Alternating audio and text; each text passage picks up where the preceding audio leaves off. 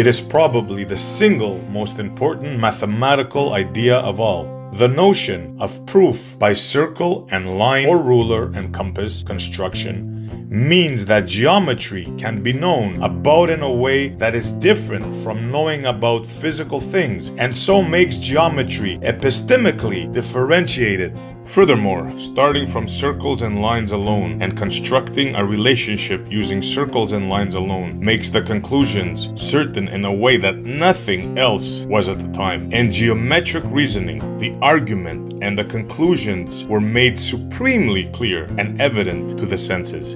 Indeed, the concept of proof, a mechanism that gave a warrant for claiming geometry to be perfectly and absolutely true, made geometry the very paradigm of what we mean true and certain knowledge to be. In effect, in our understanding of nature, true means true like geometry is true. Come go with me. Open your mind.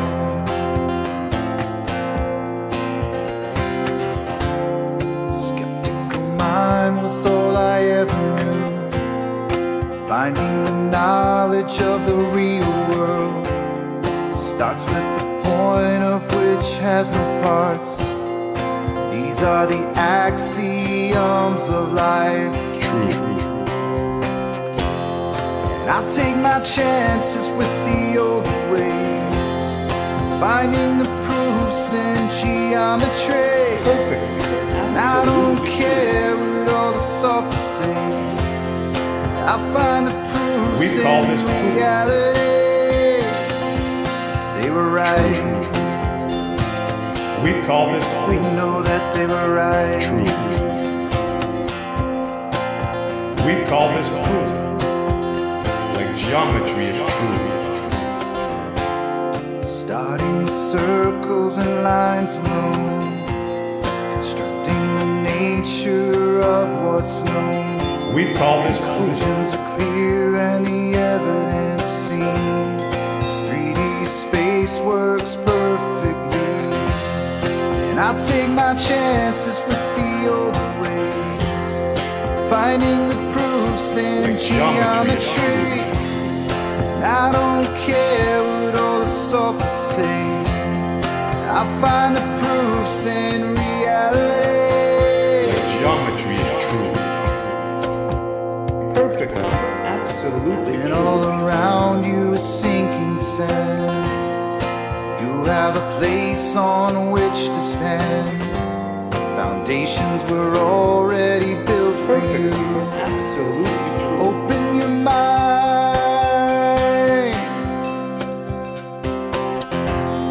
And I'll take my chances with the older ways, hearing the words of what the ancients said.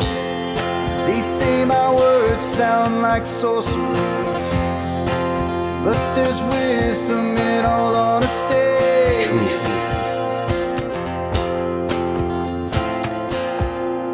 Come go with me. Open your mind. Come go with me. We'll find the truth. Absolutely true. And we are live.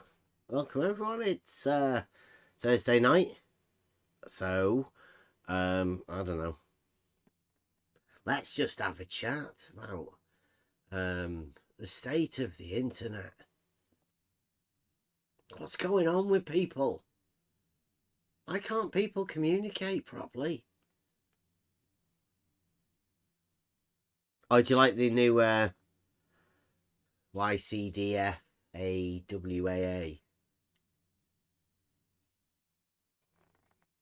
You know, it's actually with just an angle and no additional information, we cannot determine or conclude anything about geometric properties or relationships. Good afternoon. Good afternoon. That's for the posh people. For the academics. But in common parlance, everybody knows it's you can do fuck all with an angle. I know. I rather prefer the second one, to be honest with you. But hey, you know, it's more What if I have, direct like, and to three the angles? point, isn't it? You know. It's shorter. Yeah. But what if I have 3 angles? Oh yeah, then you have a triangle thrice. Well, unless they're all at the same place, like you could have an axis, couldn't you? X, Y, Z. That's 3 angles, but perpendicular. 3. So you're saying I can do something with 3 angles, but not 1.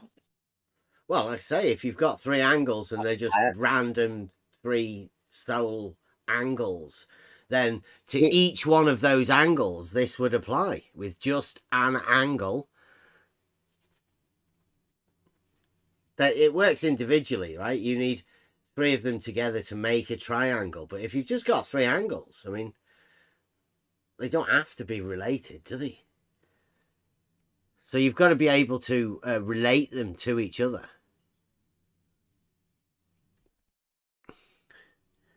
Wally's still coming up with one. That's good. I like it, these statements. Wally?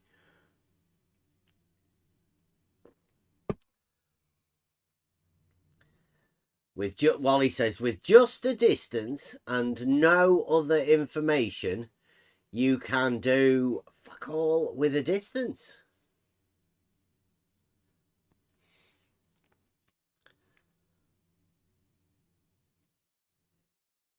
Interesting. Well done, Wally. Yeah, that's Well good, done. isn't it? Well done. It's sort of on the similar sort of line, but I think that you can do fuck all with an angle has caused more destruction to the narrative of many a model afflicted person. And it's still as true today as it ever has been, except for this new breed of mathematician. New maths. Because there's a man out there, possibly a few, he's been vouched for by many. He was introduced into this arena by Jesse Kozlowski, who is no longer with us. He's done a Jesse Kozlowski. Famous for Jesse Kozlowskiing. And he brought in this guy called Jesse Gordon, who he's a genius. He's a avid theodolite collector. Let me get the I don't want to misrepresent him. So you mean self-appointed genius? Absolutely. Well, when you see what he's done. Let me get this. I took a lot of pictures for today.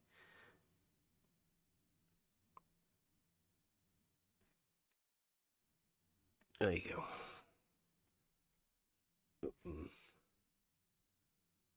go. So I asked him, can you point out the argument you think I'm making, please? Because I pointed out that he's, well, I'll let you know that in a bit.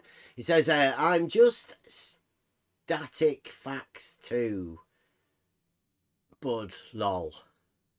And then he says, but I notice you didn't answer my question.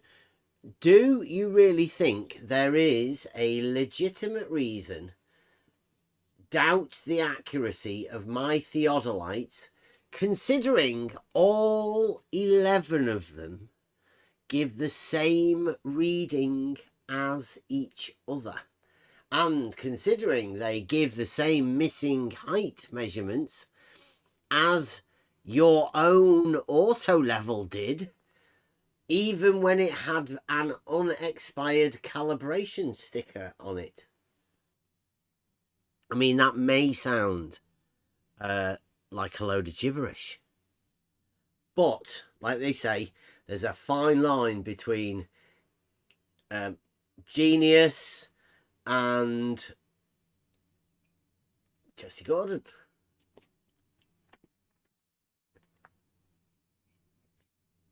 So I originally found out that he's measured an angle up a mountain. He's going like an Alberuni. You ever heard of Alberuni? Except I don't think he measured the mountain flat first, but he climbed up a mountain. I mean, give him his due. I don't know how many of his 11 theodolites he decided to take up the mountain with him. Could have been all of them. He did say that they all give the same reading, so he may have taken all of them up there and got exactly the same reading. And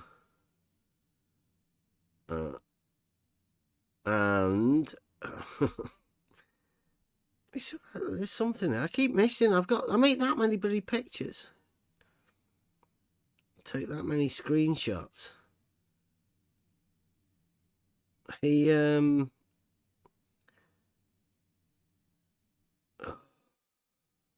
gone. It's in here somewhere. I will find it.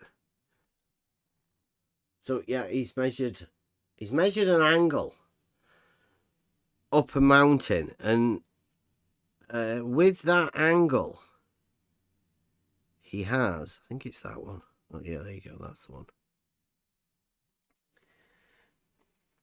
It says at the top here, this one. Oh, get that moved over a little bit. Oh no, sorry, can't. It says there at the top of this, actually I measured 7 inches per mile squared.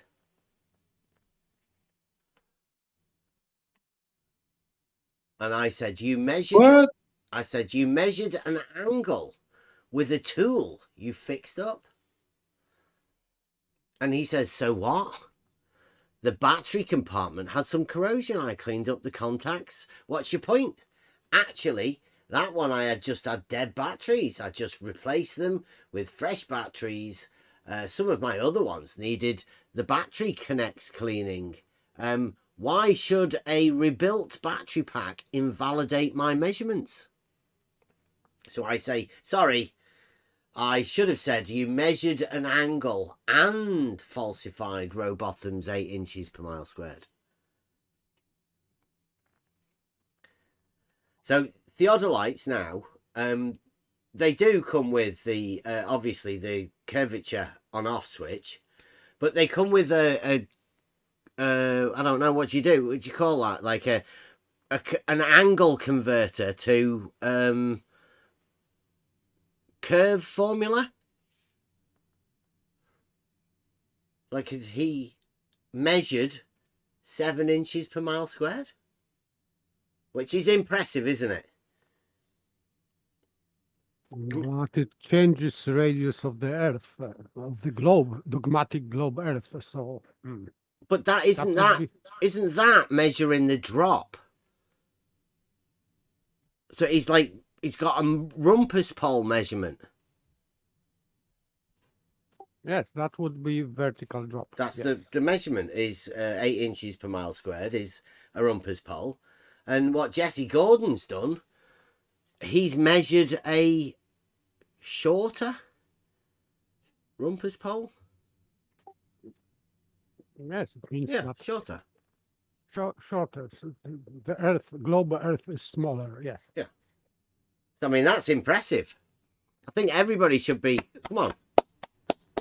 I mean, I don't know why nobody else is bothered. I mean, Jesse Gordon seems to be upset about him not having a calibration thing on his. But I mean, as he says, I mean, he doesn't need one, does he? Look, all of them give the same reading.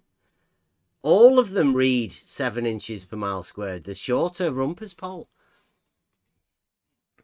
All we will be doing the reciprocal, because he does mention it as well. He does mention it. That they give the same missing height measurements as your own auto level. So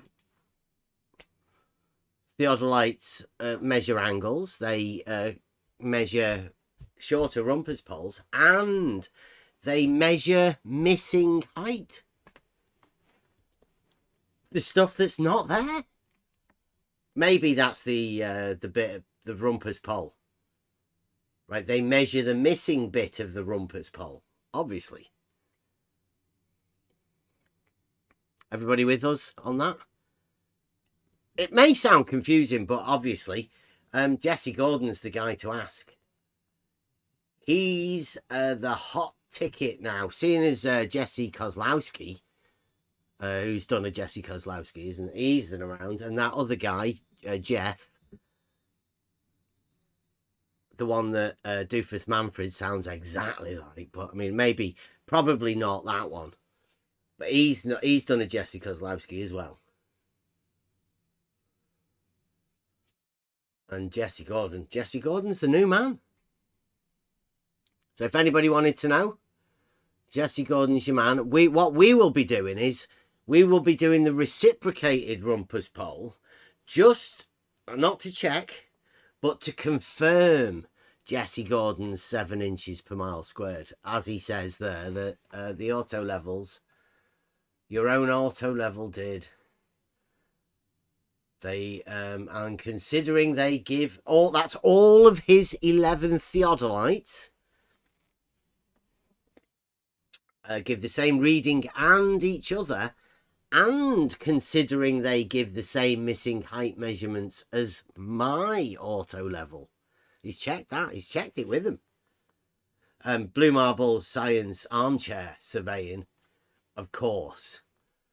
He's seen pictures, hasn't he? When we put a camera on the back of the auto level. Like, we have told everybody that invalidates any of the surveying properties of the tool, but Jesse Gordon has confirmed that that invalidated tool, because it's got a camera on the back of it. That has actually confirmed to him that it matches his 11 theodolites. All the same thing. So that's what I wanted to talk about, really. It's the mental state of some of the people that we're talking to. What's everyone think of that? I mean, what does everybody think of the arena that this man's in? Like, because nobody seems to notice or care. This guy's falsified the numbers that everybody's been using for ages, and they just carry on. Maybe, bit of Coriolis telling SE something about elevation and curvature. Like, nobody cares that Jesse Gordon's the new man. He's the new mathematician, able to do magic. Nathan Oakley should be going and having a word with him as well, because Nathan has been looking for something to do with that angle. And Jesse Gordon's got a formula switch. Like, he can convert an angle into a formula. And see rumpus poles. Shorter, obviously. Not a full-size rumpus pole. I'm wondering if that's what Blue gave us when they gave us the numbers for the what we should see.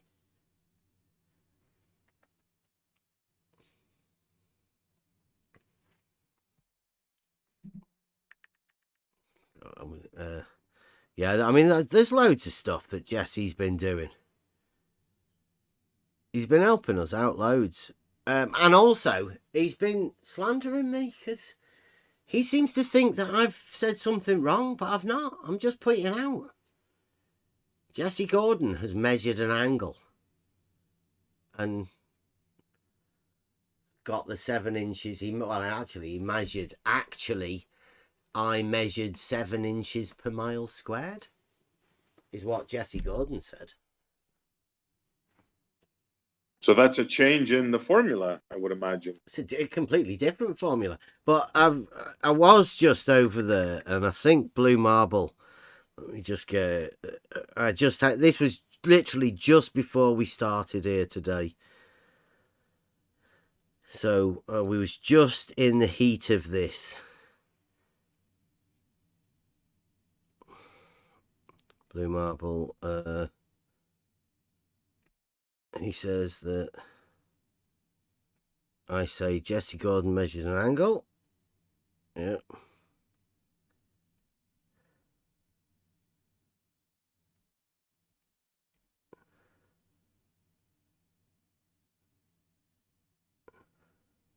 Oh no, Tanks has been having a go as well. No Tanks, he's another one that's helpful in these arenas, isn't he? Here we go. It says here, Blue Marble says he wasn't aware that the 8 inches per mile squared came from Robotham. So Honestly, I think No Tanks is hilarious. Yeah. He said, I say to Blue, no, I said to Jesse Gordon, I said, Jesse Gordon measured an angle. And Blue Marble Science says that's what theodolites do, Bev. They measure angles. If you ever take a real surveying class, they'll teach you about angles and theodolites. A real surveying class. I suppose Jesse Gordon will have been to a real surveying class because he's got 11 theodolites. Perhaps Blue Marble Science has been to a real surveying class. Just one, or I don't know. Like maybe they've got a certificate from a real surveying class. I don't know. Probably not.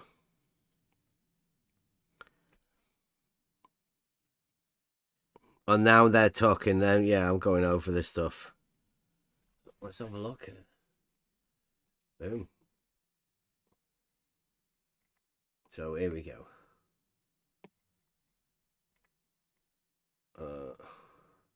So here we go. Here. I say he measured 7 inches per mile squared. He has 11 theodolites. And Blue Marble says that's with refraction, Bev. Real surveying texts tell you to use 0.666 feet for curvature and 0.09 feet for refraction. That's 6.9 inches times miles squared, Bev. And that's what Jesse measured.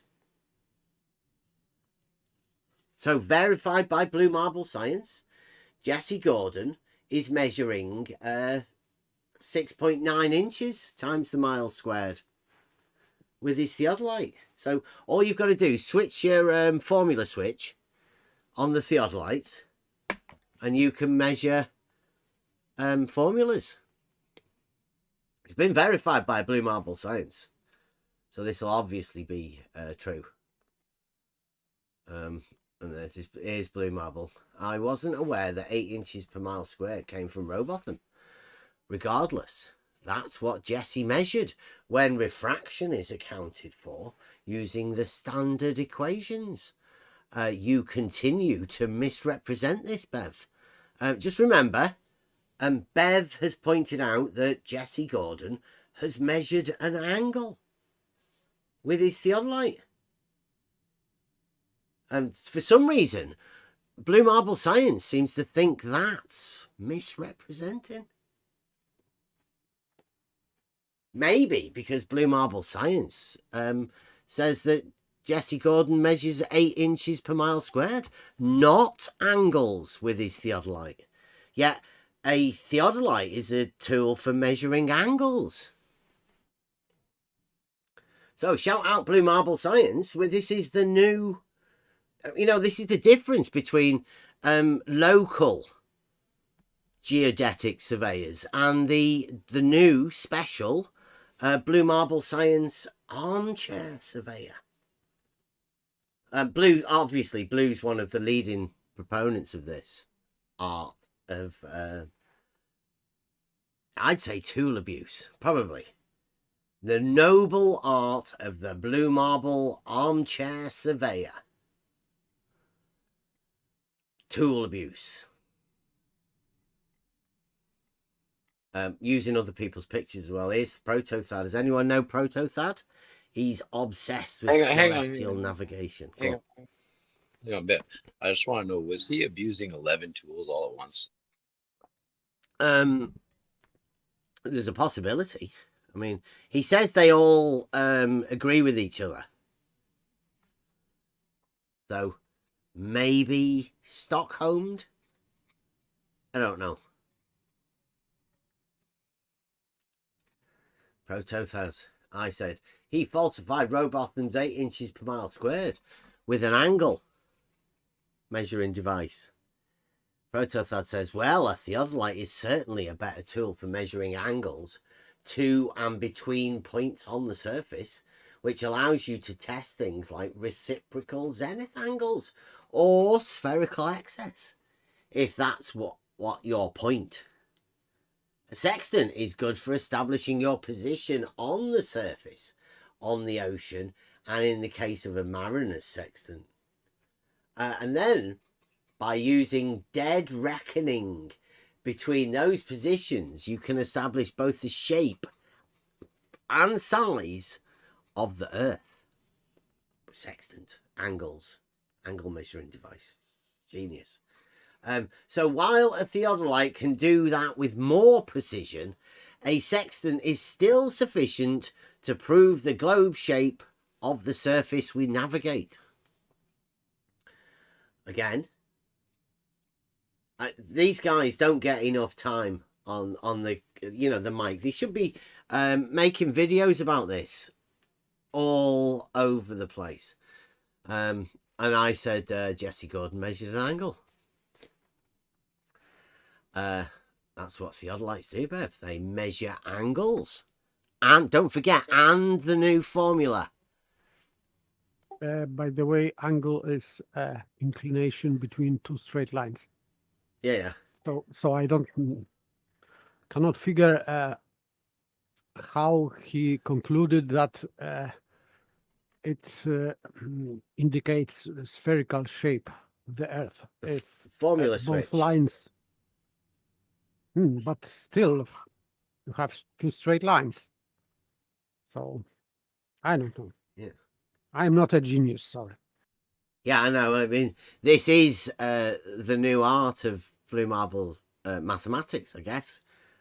Blue Marble geometry. It's angles, but I mean, there's the new formula angle.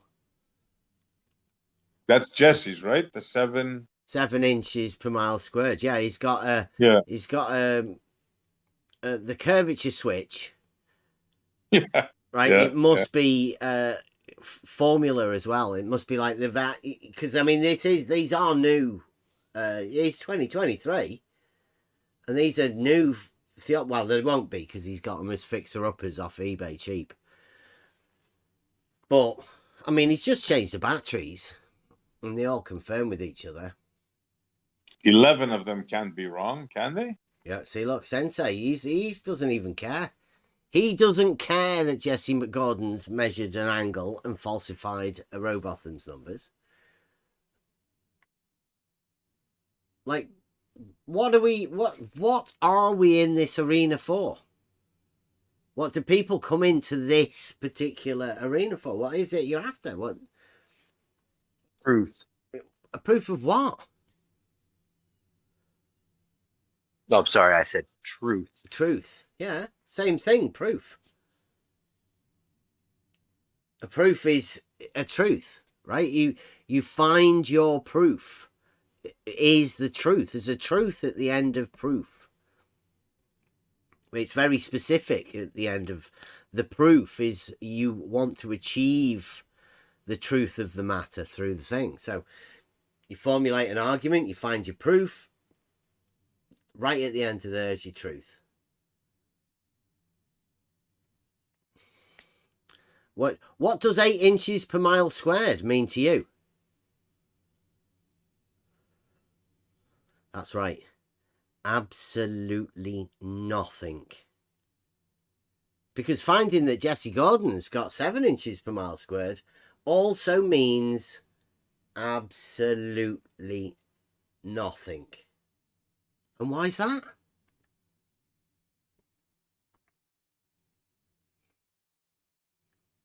Because it is referred to dogmatic globe model. It doesn't mean anything. 8 inches, well, you know what that is. That makes sense. Mile squared. I'm thinking of this as a normal person, right? Just an 8 inches average of what? person. Well, 8 inches. And then you've got a mile What? that's squared. Like, so you've got a square mile. So 8 inches would be where? Where would you put 8 inches on that square? Would you make one corner tilt? Maybe a side a tilt? This is algebraic square. This is not geometrical square. I know. But what does that mean? It's just a number to the second power. So 1 mile squared. Okay, Yeah. 1 mile. Blue Marble's done it here. 1 inch for refraction. So, Blue, when we... I only hear 2 dimensions, though. Well, when we... McToon said that it for drop, and then we're going to look for the rumpus pole, and you gave us the numbers for the rumpus pole, and Rumpus has got his calculator and his tape measure on the rumpus pole. Which number are you looking for? Where's the actual physical drop of the equipotential surface? Where's that meant to come from? From where? Is it an optical one of 7 inches, or is it an actual 8 inches? Blue's in the chat. Yeah, I know. Yeah. Blue's obviously not going to be able to answer this because you should have the actual size of the rumpus pole. But then when you measure an angle, you don't get the full size of the rumpus pole. So what does that mean? I mean, the reason it doesn't mean anything, the 7 inches per mile squared or the 8 inches per mile squared, is because it doesn't relate to your mind in any way. There's nothing for it to fix to. There's no comprehension in it. It means nothing. So it doesn't get linked to anything. It's just a number that gets repeated. A phrase people are taught. It's a vacuous statement.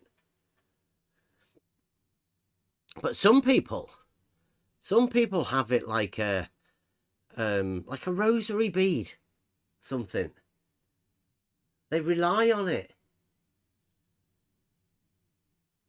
Whereas in reality, it means nothing. And we're talking about 2 points. An equal elevation, aren't we? Equal altitude. I think it's crazy. But Jesse Gordon is the man to do it.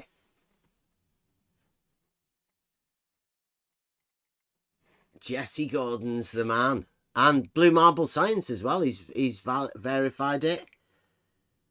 Blue Marble. So thank you very much, Blue. So if anybody's listening and they want to find out more about this, this man's called Jesse Gordon. This is it's been happening for centuries, I'm guessing. A guy called Al Baruni, who didn't measure the mountain flat, no matter what Nathan Oakley says. He went to the top of a mountain, got an astrolabe, and measured an angle. It's fantastic. Lots of people have been doing this sort of stuff.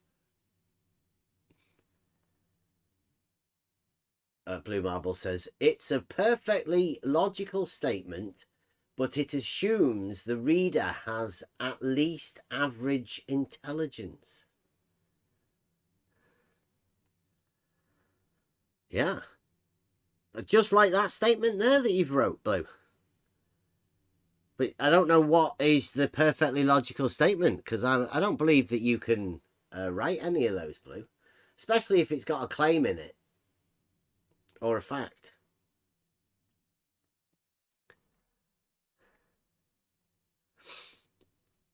So, yeah, Jesse Gordon, I actually measured 8 inches per mile squared. Now, what else did we get? I think I got another one. Oh, yeah. So, this is unfortunate when you go and talk to people in these chat rooms. These sort of things come up. Obviously, we get this. This is the "you can do fuck all" with an angle meme, and in the background there is a shape. I call it the equipotential triangle, right in the middle, but it's got A and B, and then it's got a load of similar triangles, similar angles through similar triangles, and I use this shape to explain the geometric principles of angles, similar triangles and angles. But that just fitted on the page. It was just the right sort of shape for the meme. And there's a guy called Realm who was asking me about why that angle. I'll show you the exchange, he said. So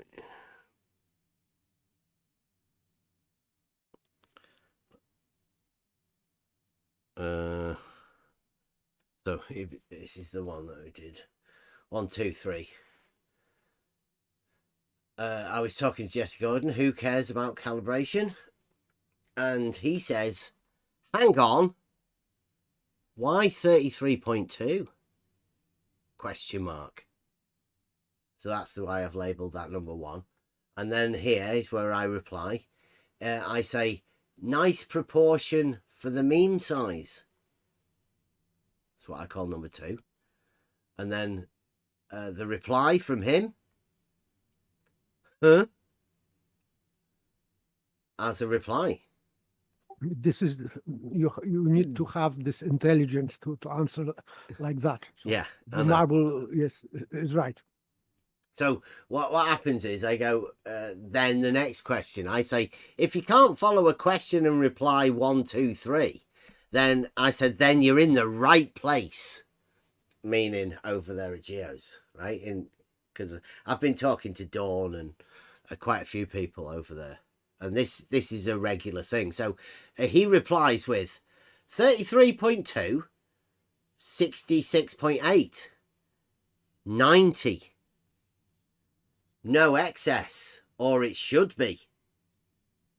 33.333, 66.666, 90. Makes 100 of something on a ball. So either you're expressing ball math or you're confused. And then he says 180 flat, 200 ball brackets bent.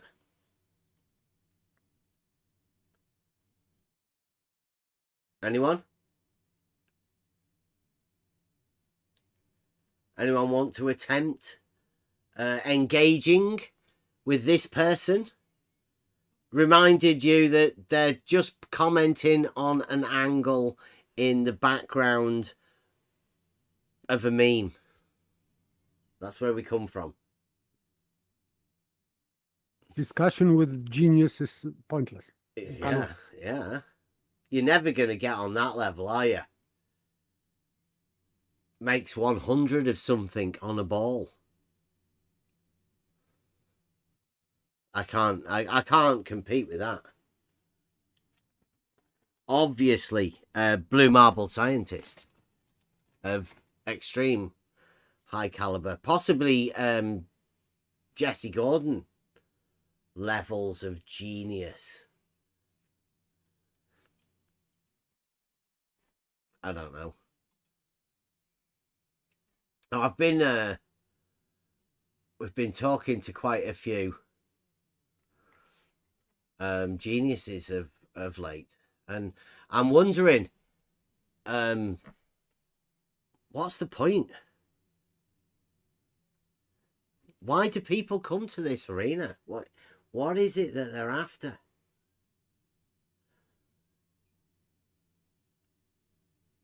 Do you come to, like Gadget Inspector said, he doesn't understand it. And there's a very good reason for that, Gadget. This guy is a globe genius. Much like Jesse Gordon, but Jesse Gordon is a dogmatic globe genius, like Blue Marble Science is here. Look at this in the chat.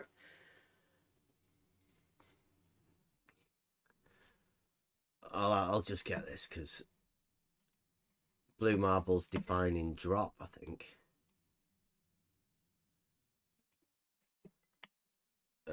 There we go, in the chat. Thank you very much, Blue.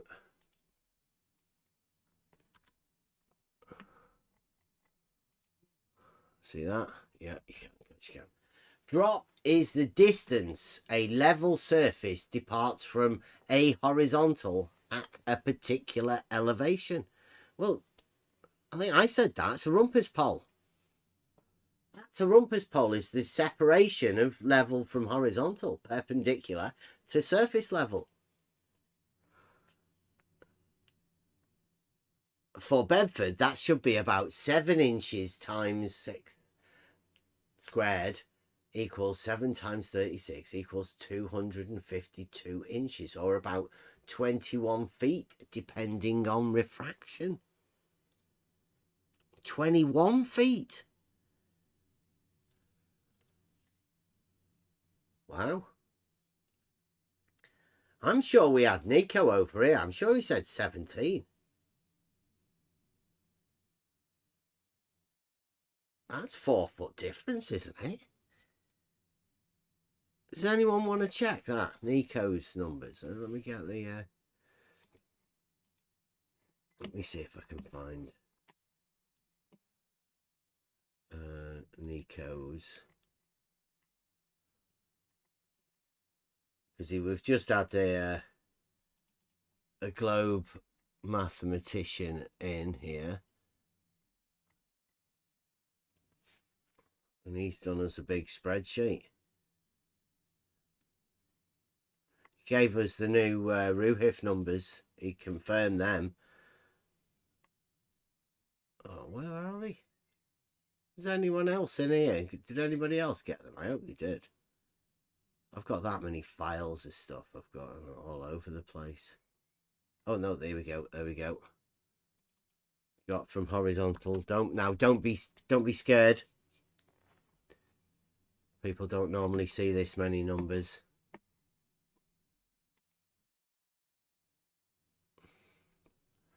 It's on here somewhere. Salter's Lock. There you go. At the bottom. Distance A. Distance is B. I think it's somewhere over here. One of these. Salter's Lock at the bit at the bottom. Oh no, they look massive.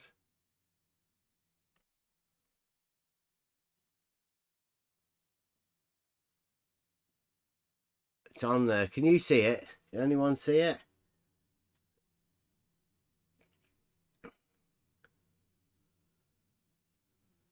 Pretty close isn't but good enough. I don't Blue. want.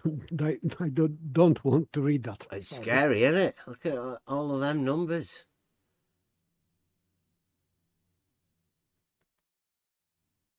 I'm pretty sure he's got all like the in the millions. That's too many numbers there. I know. Yeah, I mean that's. Let me see. I mean, there might be another one with we've got some other stuff. We need a number cruncher. Yeah, this one might be a little bit easier to read. Comes with the drawing. Can you see that? Welney Bitch, Salter's Load, over horizontal, in storage unit, over water. Yeah, that's simple to read. Yeah. I like the diagram. 5 meters, yeah.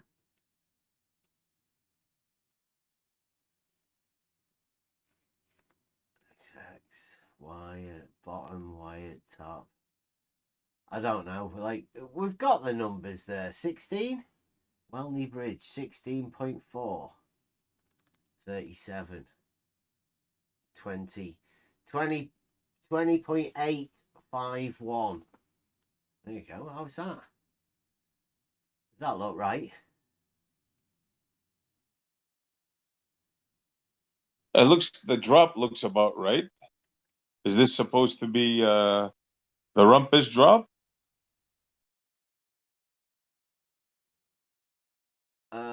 Well, I think it's the numbers for the entire thing. It's a bit like it is a bit hard to work out where it is. I said all we were after was the numbers for 6 miles. I didn't show you anything with 21 feet, Blue. How could I show you 21 feet?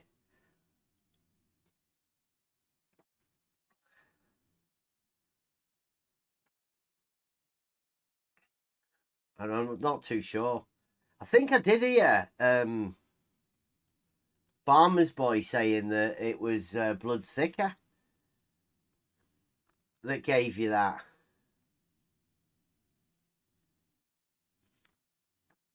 Yeah, drop is the drop an elevation change? Or it's a drop of 0 elevation change? I don't know. It's hard to tell. It's a drop to find a 0 elevation change, I think. Is that the 7-foot drop? Is that what he's trying to say? It's more like 21 foot. Like Blue says 21. I'm pretty sure I heard 17. But that may be Rumpus. Because Rumpus came at a mile difference, didn't he? He's got 11 there for Rumpus. And I'm not so sure Rumpus has got...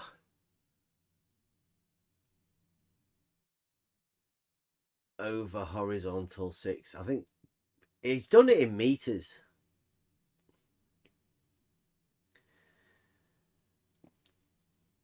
Gadget, don't be telling him that. This is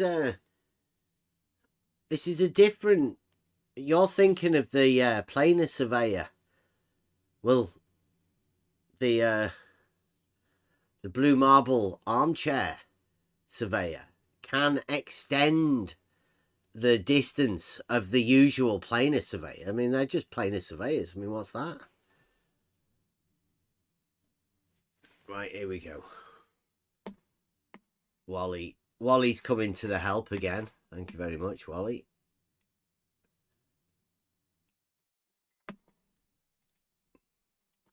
If anybody wanted to know, Wally's going to tell you here. A drop from horizontal is a 0 elevation, is no elevation change. Is that all right, Wally? Drop from horizontal is a no elevation change. So if you are going from along the surface horizontal, line. you are changing elevation. That's the conclusion. Yeah, If I drop. can tell you how many times I heard that in the past few days. Yeah. Yeah, well, yeah, it makes sense, doesn't it? That a drop from horizontal, just a random drop, nothing specific, but that is a no elevation change. And But it means that if there is no drop from horizontal, it means that there is an elevation change. elevation change, yeah. So a horizontal is an elevation change, but if there is any drop, not a rise, right? No, rise doesn't come into it. Just a drop is a no elevation change. Makes sense for me. Thank you very much, Wally.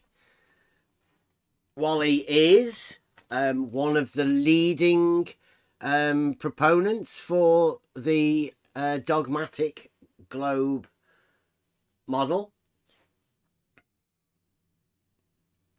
And with people like that on your team, then thank you very much for entertainment value, Wally. And this, when we go to Bedford, obviously, and we do the rumpus poles, the reciprocating rumpus poles, we will citing the rumpus pole means a zero elevation change.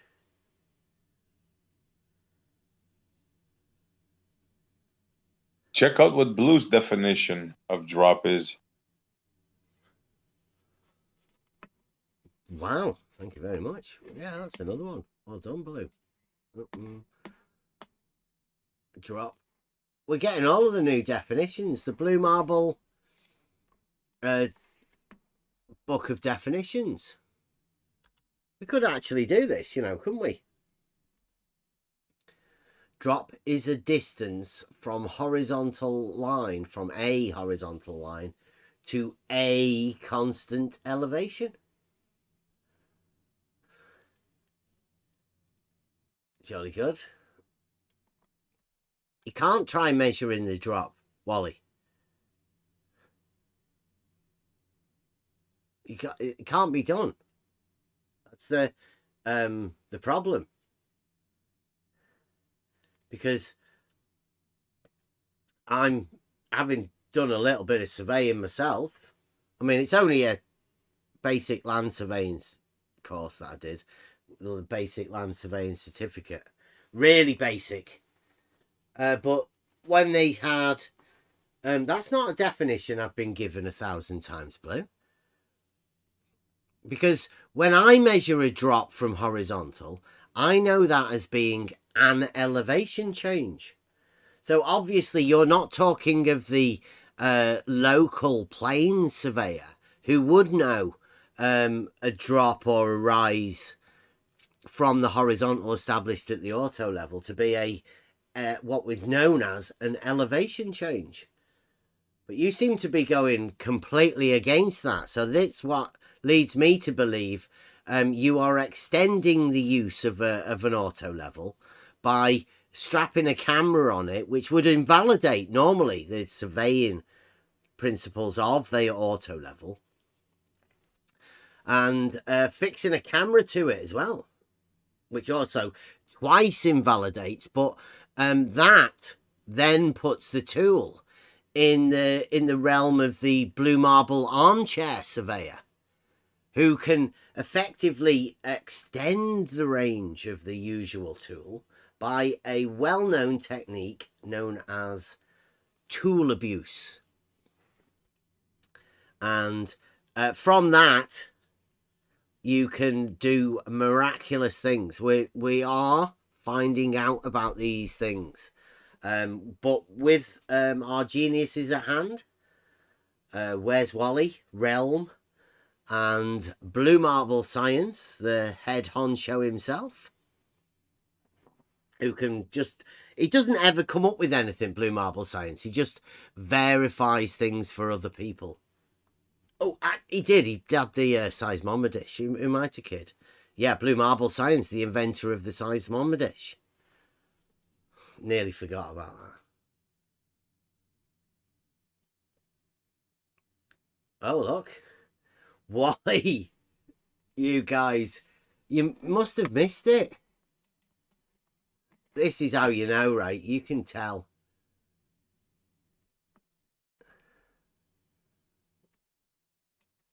How you're missing it. Missing it. And they've had the... You gotta go to space. Private go to screening. Well, yeah. Did you see this? Wally's verification. Wally says, measure it. Rumpus has already done it. What? Sneaky get. I have seen the video a while back, says Wally. So I don't buy it.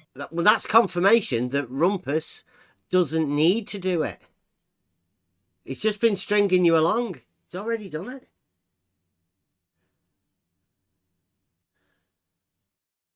Yanking your chain. It's just been... Rumpus has been fooling everyone. He's already done it.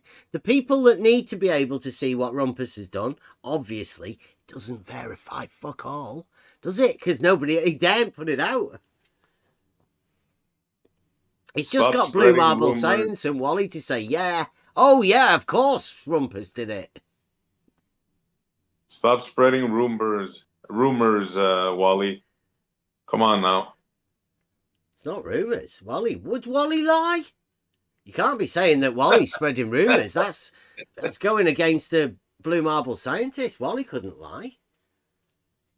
I'm not saying he lied, but perhaps he heard something. I'm taking it as the truth, right? Wally has no reason to lie. He's already seen the Rumpus video where Rumpus has actually done it. Maybe he's seen one of yours and he mistaken it for one of Rumpus's. Yeah, look at that. Stark Odder. Blue, as you can see, Stark Odder is being a loyal little Blue Marble Scientist. He's coming over here, clicking the thumbs up on everything that you do. That's just for you, that, Blue. Stark Odder. What a man. What a man. You did it too, Bev. You had a 16-foot... That's a measuring rod, Blue.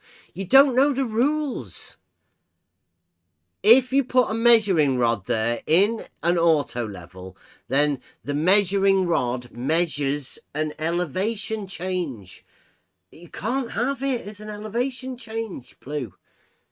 You cannot put a measuring rod in front of an auto level, otherwise you're going to be measuring an elevation change, Blue. That's the rules. You can't bypass that and say, all of a sudden, if you strip a camera to an auto level, extend the range of it, whilst invalidating it, you can then change the idea of what it does by putting a measuring stick in there. No, you need a Rumpus pole. Measuring sticks are no good. That's a measuring rod. If you want to call it a bev stick, and fair enough. There's plenty of pictures with me walking around with it. The one that we actually use for measuring with measurements on it. If you want to call that one a bev stick, that's fucking fine by me. So from now on, the actual measuring rod is known as a bev stick. To the Blue Marble Scientists. Obviously not a Rumpus pole, because as everybody knows, a bev stick measures elevation changes. You read the numbers on the bev stick to measure an elevation change, Blue. Hang on, I'm really sorry. I just caught the last bit of that. Is a bev stick or a measuring rod? Yeah, Blue Marble's just saying that. Yeah, you know the measuring rod that you see me in the in all of the pictures. The bev stick? Yeah, that's what Blue Marble wants to call it. Yeah, That's awfully nice of them. I know it is, isn't it? But I mean, there is a measuring rod. You know, you can't do nothing with an auto level without a bev stick, It's one of the vital components, isn't it? unless you want to tool abuse. Yeah, yeah. I mean, Bob tried it with I sticky I would tape, didn't take that bev. he? Yeah. Take that bev. Tell him you can't do nothing without a bev stick.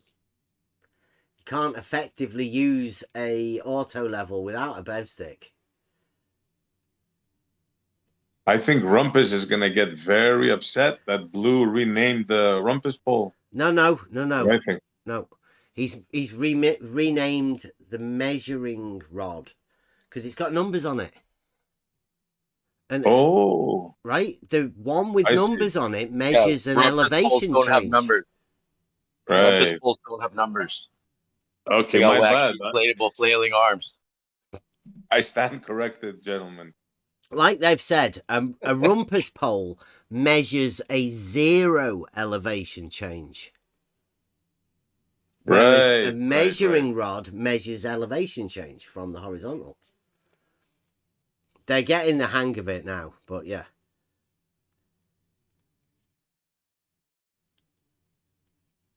That's an elementary mistake on my part. Shame.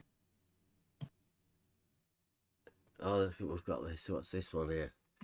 This is a thing that Mike's give us. You don't have that capability, Mike. No one does. The things I say and what I show isn't bunk. The Earth is an oblate spheroid. This is Blue Marble Science speaking. The fact that it is not in dispute. That fact is not in dispute. It's not in dispute, obviously. Then why is Blue here? Because he wants Go to, away then. he wants to show everyone that the difference between a bev stick and a rumpus pole. A bev stick measures elevation changes, whereas a rumpus pole is just sighted and shows you a 0 elevation change. Pretty obvious. The fact is, it's not in dispute. LIGO was designed and built, as every piece of documentation provided by them indicates, to account for Earth curve. Elevation information confirms this. Level departs from horizontal, as you've been told, as you've been repeatedly told, and Bev has repeatedly observed, at the rate of 8 inches times the distance in miles squared. But I don't think you can observe it at 8 inches times the distance in miles squared. It hasn't been measured though. But Nobody's Blue Marble's shown us these actual deviated measurements. But your Blue Marble just said that Jesse Gordon measured 8 inches, 7, and the standard calculation is 6.91 inches per mile square. But he said, as Bev has repeatedly observed at the rate of 8 inches times the distance in miles squared. I mean, like I say, I don't know what this is. Like, we just measure. I mean, everybody else can see. I just hold the measuring rod. You guys can see what we can see. But we just see numbers. I'm not too sure where the 8 inches per mile square comes from. It's a bit of a weird one, that. Pretty sure Blue would be able to explain it. And then he says, at the Hanford, Washington site, the plane, everyone knows what a plane is. The plane, the arms lie in, both arms lie in, is tangent to an elevation of 52963 at the end of the northwest arm.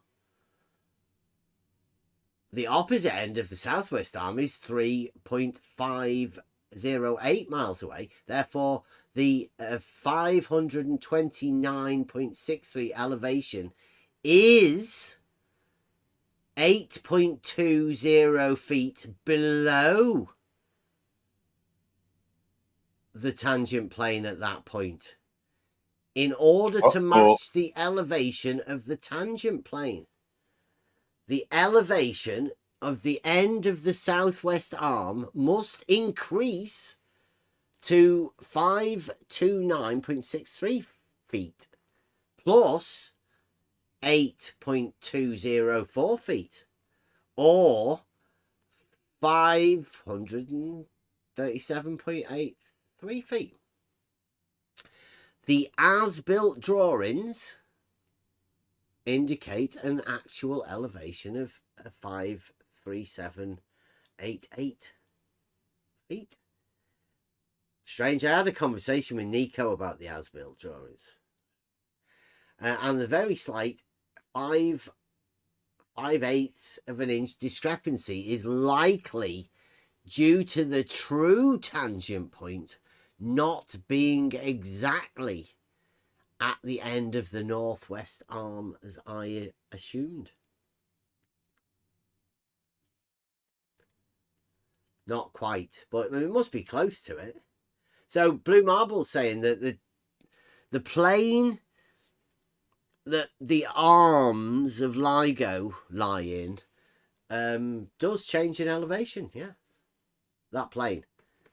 So that either is or isn't horizontal. That plane that the LIGO arms lie in. Because we do know that a horizontal has a change in elevation.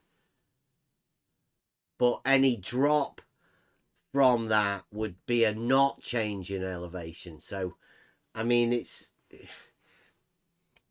who knows? Is it a horizontal plane that LIGO arms lie in? Or just a random plane? I don't know. And would you say that there's a drop of level from that plane? Or would you say the plane rises? I'd say that the plane rises, really, if it's a different elevation. Thank you very much, Blue. Yeah. Drop is no elevation change. Yet, there's an 8-foot elevation change. Isn't that amazing how they can't see that? I've been trying to explain this to certain people for a few days now, but it does not enter for some reason. Just doesn't go in. Because it can't go in, right? Yeah. It's completely contradictory, but it has to happen. So brains just shut off. So we'll state that again. There is an elevation change. But as Wally says, drop is no elevation change.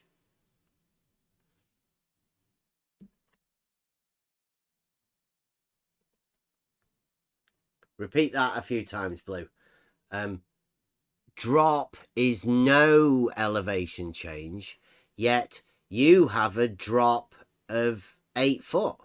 So that's a 0 elevation change of 8 foot elevation change. Because I'm presuming that 8 foot's measured with a bev stick, which would make it an elevation change. Because it's got a number on it. It's a measured number. You should have just said rumpus pole. The correct rumpus pole would fit into that gap. The moment you add in a bev stick, you're actually putting an elevation change in, Blue. How can you not see that? SE's been telling you for days. I think he tried to tell you today. Definitely tried to tell you the other day when everyone, he was telling me today, SE Extremis, that everyone on the that server over there was against you for the elevation and curvature, elevation and drop. What can you remember what they were saying? Yeah, they were saying that they can have a drop without elevation change in their model, Yeah. without water flow. Yeah. And I'm telling them, dude, I mean, water is water. I mean, how can you have how is that possible? And I'm telling them in their model, we put them on a moat, right? On a canal, 5 miles long, and you ask them how is the water? And some say, well, the water bends at both ends of the canal by 4 or 5 feet. And others say the water in between the two boats that are in the canal facing each other, that the water bends in between them both ways, right? And then you ask him, well, what blocks your vision? And then they say, well, a hump of water. So they have water bending both backwards and forwards, but at the same time saying that in the middle, their vision is obstructed because of a hump of water. Oh, do you want to see this? I'll just post it and then let you have a go at see whether you can see what's going on. There you go. So in the middle, right, this is following on with the enthymeme thing and Emma. 2 points, A and B. Both of them are at an equal altitude, right? So they're even. You'd say that the equipotential surface of each are equal at each point. Both together, joining together, they are both a similar points A and B. What do you think of that? Oh, yeah. Absolutely. So from A is 1 rumpus pole above B. No, that might need some explaining. And from B is 1 rumpus pole above A. This is what they don't freaking understand. Okay, now from B, Yep. A is 1 rumpus pole below B. Uh-huh. And from A, B is 1 rumpus pole below A. But How long is a rumpus pole? C, a rumpus pole is just the division of horizontal and level on some dogmatic globe models. C I know. is a quarter rumpus pole above both A and B. Now we're talking. There you go. Now we're talking. Now, yeah, there it is. Was there anything wrong with that? Dogmatic globe. Anybody disagree? Are you all right with that? Wally, I think I've summed up the 2 points, A and B. That's all we deal with. And this is the basic meta globe, if we will. These are the dogmatic meta globe stats. Take it away with you, Meta globe post brain explosion calculations.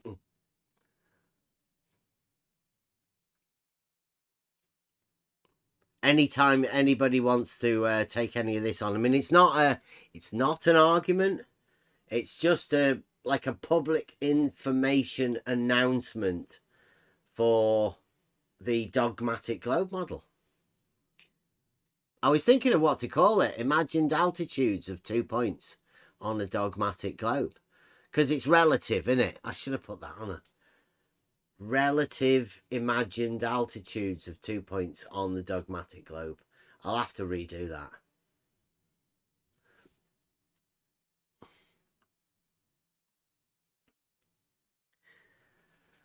So this is when we're saying, when we aim to prove the dogmatic globe, these are the sort of proofs that we have. And I think if we're going to cite Rumpus poles, I think it needs to be followed along with a proof like this. You know, these are the statements. So we should be able to say, after we've given these things, if we are at A and we can cite a Rumpus pole at B, then we can be sure that B is one Rumpus pole below A. And if you're at B and you can cite a Rumpus pole, you can say that A is one Rumpus pole below B. Simultaneous below. Obviously, we'll leave Rumpus to do the dual one, but if you were to cite a Rumpus pole in the center, then you can be sure that that Rumpus pole would be 1/4 the full Rumpus pole, but in the upwards version in the middle.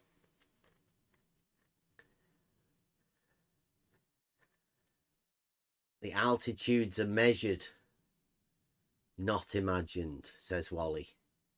Yes, the points A and B, they are measured to be the same altitude, Wally.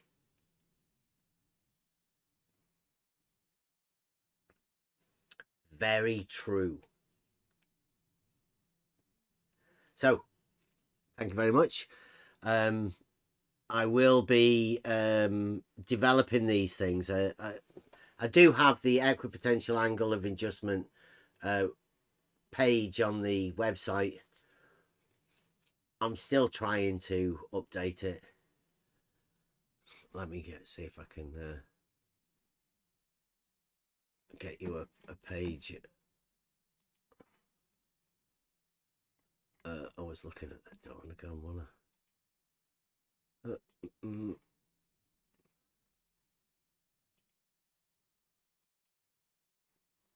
There we go.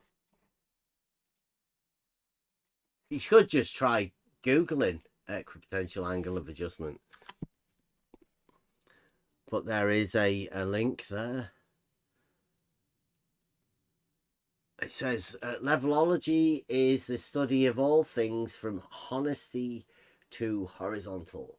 We aim to replace dogma with epoche. Join us in discussion. I know we do say we're going to prove the dogmatic globe. And the secret is to replace that dogma. But first off, we need to prove the dogmatic globe.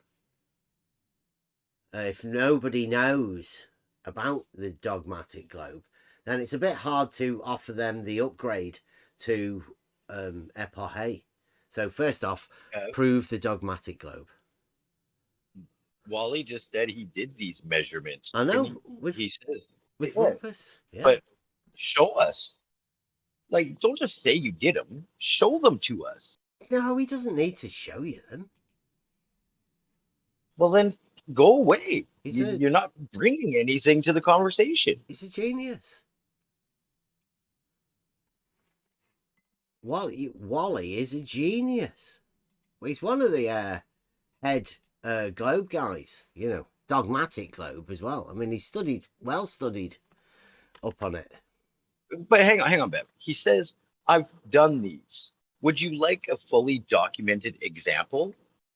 What do you mean a fully documented example? No, I want your actual measurements that you did this measurement. Dude, have you seen how that genius? You're stupid. Have you seen how the Blue Marble scientists do measurements? The armchair surveyors. Have you seen Chaiki? Yeah, they put rulers on pictures. Like that's some sort of surveying, practice. Yeah, Blue Marble armchair geodetic surveying. it's a fully verified thing. It's been verified by Blue Marble Science. It's been verified by Jesse Kozlowski. He'd tell you if he was around here. He's not. But I mean, Chaikey's drawn lines on pictures. He's not around here anymore, obviously. He's been told to, do a Jesse Kozlowski. I don't know how many more people there are left, really. But I mean, they're all of the top guys, like Wally here and Blue Marble Science. I think there's another guy called Kenny. Jesse Gordon, obviously, he's the new mathematics guy. There's a guy called Nico, who's the new guy. He's the guy that's given us all of those numbers, the Ruhif numbers. But I mean, who cared about Ruhif numbers? The actual measurable. Jesse Gordon and Jesse Kozlowski saying, "Oh yeah, it's measurable." Who cared? Nobody. Jesse Kozlowski just did a Jesse Kozlowski. He just walked away. He's done his job. He's got one called The Perfectly Flat Level Lake. Did that video and then just go.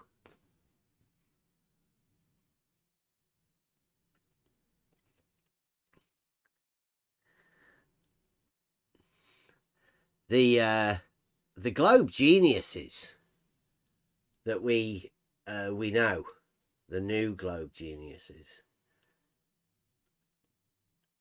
they won't allow us into the club, even though we are the ones that are going to go and do the reciprocal rumpus pole tests. And Blue Marble Science even thinks, he has to separate the measuring rod from the rumpus pole. So what Blue Marble does, because I know he has a dislike of the plane surveyor. Maybe because I've got a certificate for land surveying. But Blue Marble Science doesn't like those. They're not real surveyors to him. Blue Marble Science has to use these new techniques, the angle measurements, and we don't measure things with measuring rods anymore. We use rumpus poles and pictures that you find on the internet.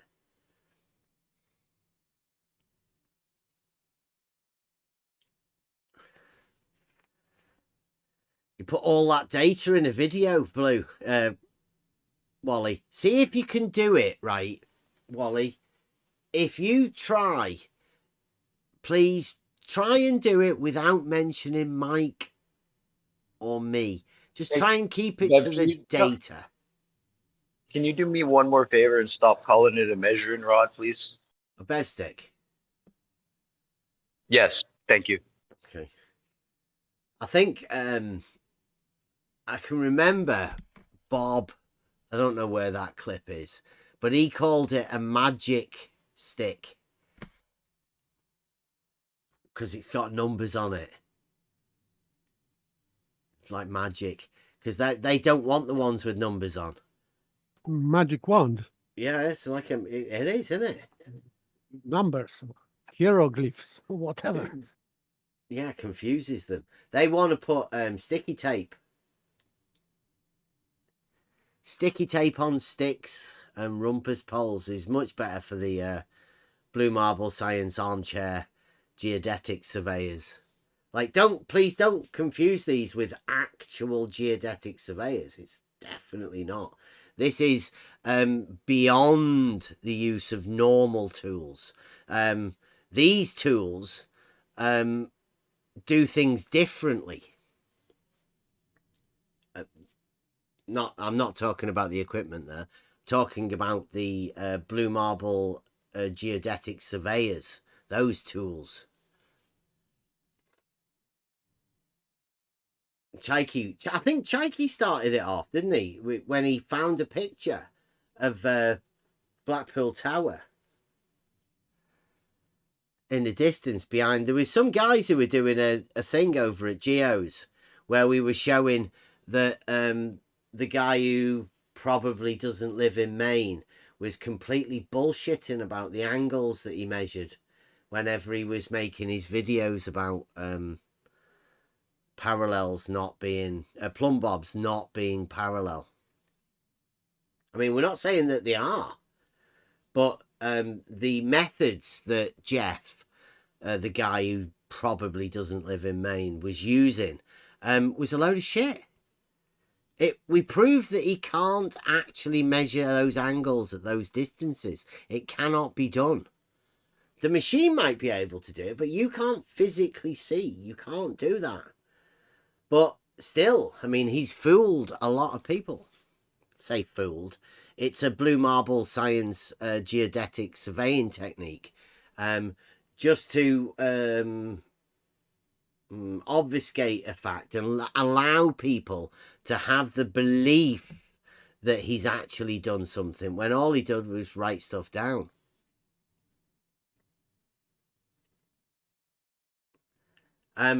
Why would anyone lie about living in Maine? It's not really that, Blue. It's just the fact that he lies about that so many different things. It's hard to trust the fact that he would tell the truth in a name about where he lives. Right? Because, I mean, he's not a surveyor. And why should we trust the fact that where he lives? I can't see any reason to believe anything, because I mean, he did do a Jesse Kozlowski before he could. As soon as somebody called him on his plumb line bullshit, and then we went out there to prove that it was obviously bullshit and he couldn't possibly have done what he said he was going to do. When we went out there to do that, somebody noticed Blackpool Tower in the background. And I think it's like an ECV thing. We were going out there to show people that the Maine surveyor is definitely not from Maine, and he's definitely not a surveyor. That guy, right, definitely did not do the measurements that he said he was doing. It's impossible that he did. Yet he made a video where he wrote down a few numbers to make it out like he did actually do it, but he didn't. So that's an obvious lie. And now we're not saying that plumb lines aren't parallel, right? Or they are. It doesn't make any difference. We're just saying that the Maine surveyor was a lying twat and he didn't actually do what he claimed he was doing. Now, there are a lot of people that claim that he did do it. Those people, I say, have been fooled by this guy, this character.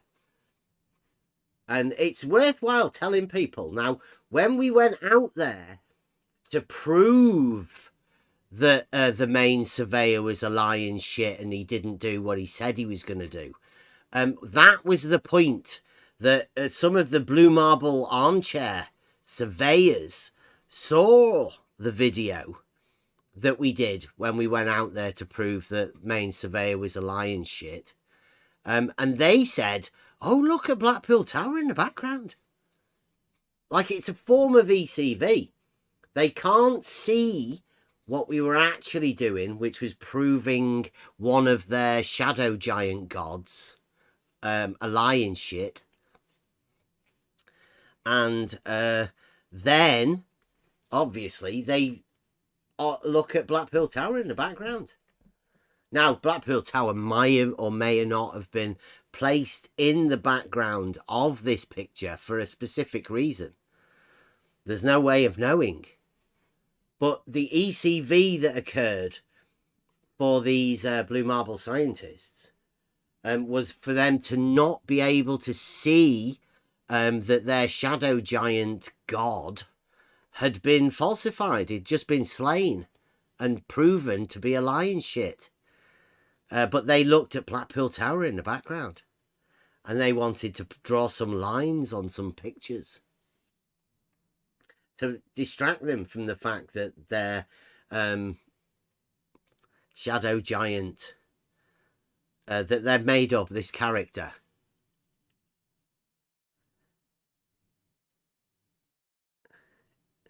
Yeah.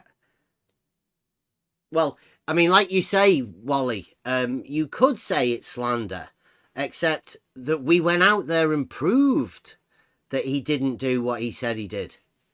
And the fact that the main surveyor, the lion shit, isn't around here anymore proves that he's done a Jesse Kozlowski and run away. Just like Jesse Kozlowski, the guy that said that the water level drops from horizontal and is measurable. That's definite lie. But hey, it's a dogmatic globe proof, so that's what we're going to go and do. Definitely. The Blue Marble Science calling about slander. Yes. Well, all you have to do, Blue Marble Science, is go and get the main surveyor and verify his results. Just show everybody how he can actually measure to a arc second over 500 meters. That's all it takes.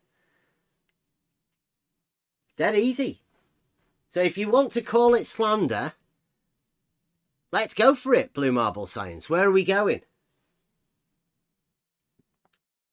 Where are we going, Blue Marble Science? You're saying that I'm slandering. I will expect the court case to come through anytime you want. If you want to do it for the main surveyor, Blue Marble Science, that's good. But just remember, who are the people that are going to measure the rumpus pole? The reciprocating rumpus pole. Who are the people that have the ability to do that? Yeah.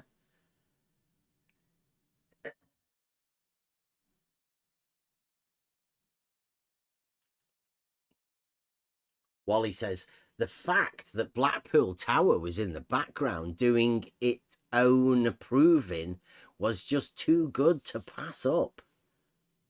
Well, why do you think Blackpool Tower was placed in the background, Wally? Maybe, just maybe, there's a conversation that needed to be had. Maybe we're going to get round to having it. Or maybe not. Maybe a few more people are going to do a Jesse Kozlowski. Possibly. Because this is the conversation that cannot be had. This is the talk that can't be said. Ask why Rumpus isn't around anymore. Why isn't Rumpus talking about his test? Why doesn't anybody want to talk about the rumpus poles? Why doesn't anybody want to talk about what Jesse Kozlowski stated? Why doesn't everyone want to talk about what Jeff, the main surveyor, obviously lied about doing? Why is that? Wally's already measured the rumpus poles. You can't measure rumpus poles, Wally. He doesn't even know the terms, does he? How long is that rumpus pole then, Wally? A rumpus pole, Wally, is just the unit of measurement for the separation. Like one rumpus pole. That's it. Always. What's the separation of level and horizontal? A rumpus pole. Can't put it as a number. It's a zero elevation change. The moment you put it as a number, it turns into an elevation change. That's your mistake, Blue. I'm sorry. You've messed up.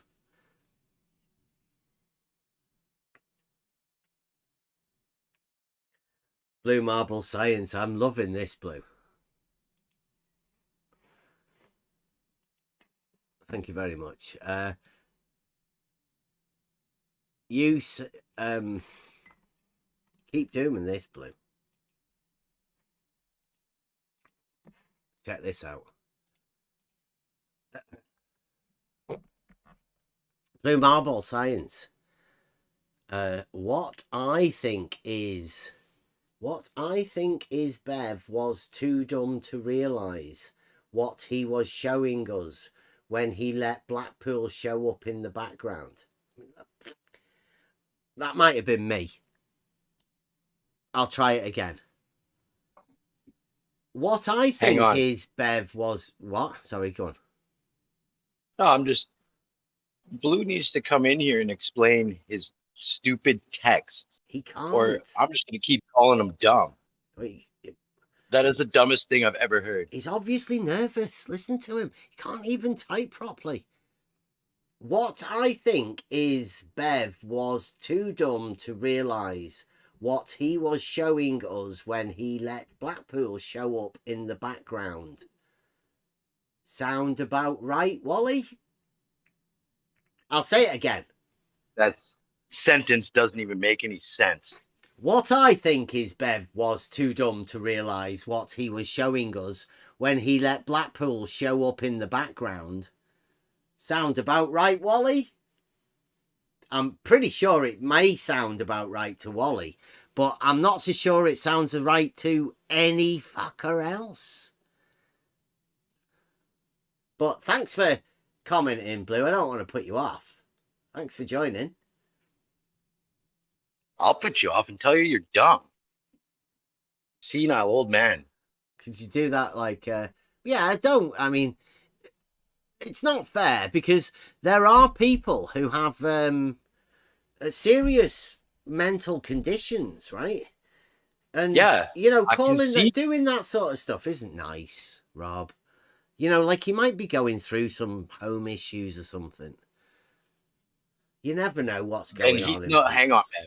Hang on. Then he shouldn't be in here slandering us. He's not slandering us. Or, I mean, did he call you stupid? That sentence sure sounded like slander. No, he was talking about me. Don't worry about it. And it doesn't make any sense anyway. People would probably say, like, what are you saying? You're not offended at that, are you? It just sounds like a madman rambling.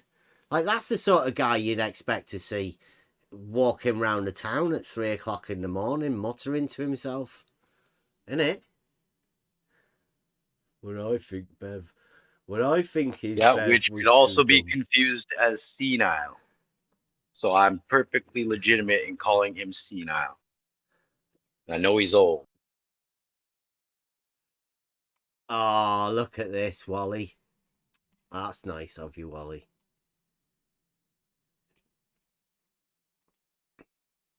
Look at that, brothers.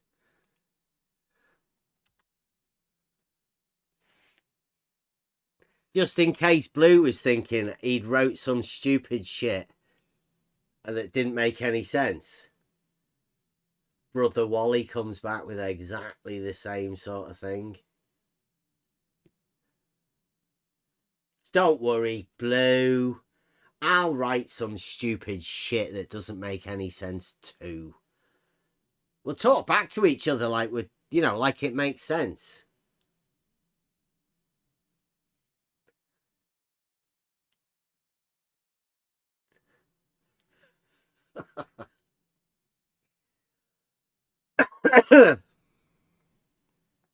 When he let Blackpool show up in the background. It's like, yeah, I'm pretty sure that was a bit of a mistake. Blackpool Tower being right behind the measuring rod every time we took a picture.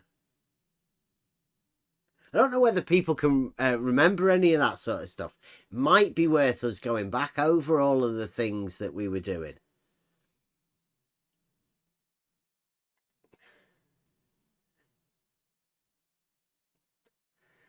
Do you think he's going to be able to handle the rocks whenever we decide to bring that out?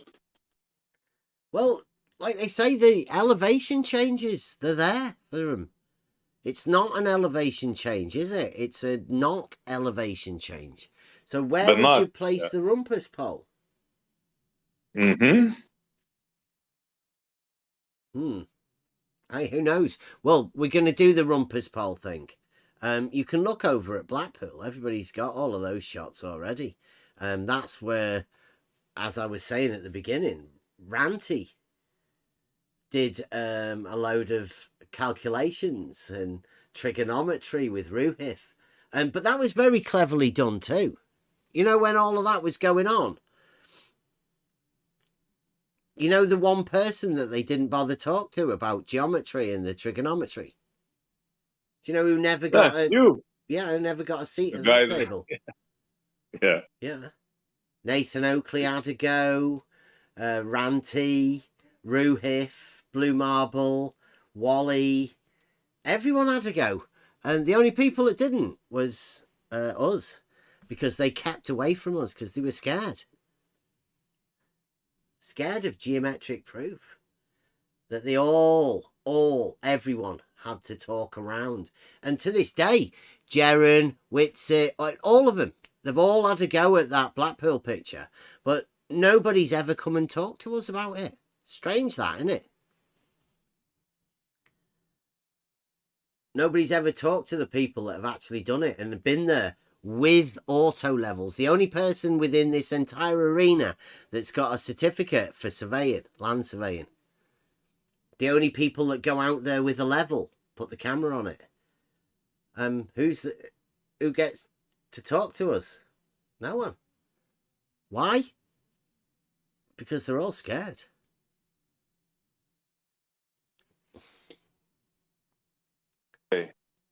That's real strange. The only few people that have been there and actually done stuff there, and nobody wants to actually come and have a talk. I find that really strange. Yeah. Well done, Blue. What a brother. Solidarity with Wally and Blue. Well, it's always worried me, Blue. What's your role in this? Like, what exactly is Blue Marble science? What's its role to do? Because it's not a real thing, is it? You've already admitted Blue Marble science isn't a thing. It's a made up, it's a fictional science. There is no science of the blue marble. It doesn't exist. And why is that? Pardon. Science fiction exists, yes. Yeah. But blue marble science, that actual term, it doesn't exist. And I notice he did capitalise the S in the science, which makes it the ultra dogmatic, like the highly religious science of the blue marble. We know the science involved is a religious science. It's dogmatic. And we can prove that. Because in reality, you can find proofs. And finding proofs of dogma is one of the easiest things to do. I mean, if it's there as dogma, then surely you can see it. You can point it out. You can find proof of that dogma. One of the proofs, I think, of the dogmatic globe model is the fact that no blue marble scientist can actually talk about the geometric principles of straight lines. I've got hundreds of hours of videos with blue marble scientists talking about, well, avoiding talking about a straight line. Why is that? Why do straight lines upset blue marble scientists?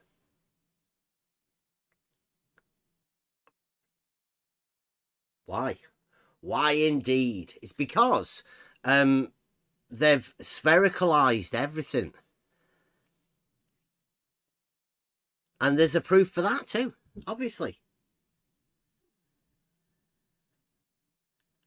there's a proof for A being above B and B being above A. There's also a dogmatic proof of B being below A and A being below B simultaneously. There was a debate, supposedly, it was a definitional talk last week over at Blue Marble Science Discord channel. Never got into the actual simultaneous below. And that was because the guy that was supposed to be defending the paradox decided that he couldn't defend the paradox. And then the Blue Marble scientists decided to say that it was a straw man. And that was the end of that conversation. Everybody else has forgotten about it now. We pretend it never happened. Yet, it still exists that there is a necessary simultaneous below on the Blue Marble model. The dogmatic model. There you go. It's the relative imagined altitudes of 2 points on the dogmatic globe, on a dogmatic globe. I suppose you could call it a dogmatic globe. Can't say it's the... Or is it? Should I change that to a the? Relative. You should, because this is monad. So if this is monad, it should be the. Yeah. The, yeah. I think so, yeah. Can we get a check from Blue Marble or Wally? Does the dogmatic globe sound better than a dogmatic globe?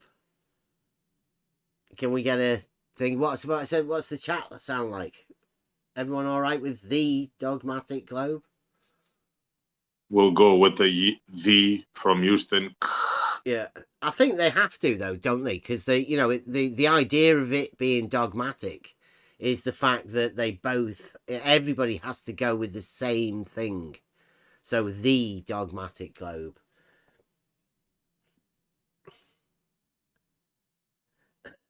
Somebody says, it's a good stick, Bev, but sticking to two-dimensional Euclid is a little bit sad in our three-dimensional reality. I think you should know that we've always been in a three-dimensional reality. Always. Euclid. Hang on, wait. The important part is you let this guy know that just made that statement that Euclid deals with 3 dimensions. That's what I was about to say, yeah. And when we started, we started in book 11, right? Because that's in reality, that's the solid geometry, the 3-dimensional geometry. But in order for you to understand that 3-dimensional geometry, you have to go back to the foundations. And in the foundations, you learn the concepts through 2-dimensional. And then you link the 2-dimensional together to have the perpendicular within the planes, the similar relationship that occurs in 2D with the X and the Y on the graphs at school. That develops into the X, Y, Z into reality. It's the same thing. It's just an extension of the axis again into the 3-dimensional world of reality. We all know that. We all know that. Now, there are some people who have an idea of that, but then shift it a bit. Blue Marble Science is obviously having one of those little dribbling fits that he has for some reason.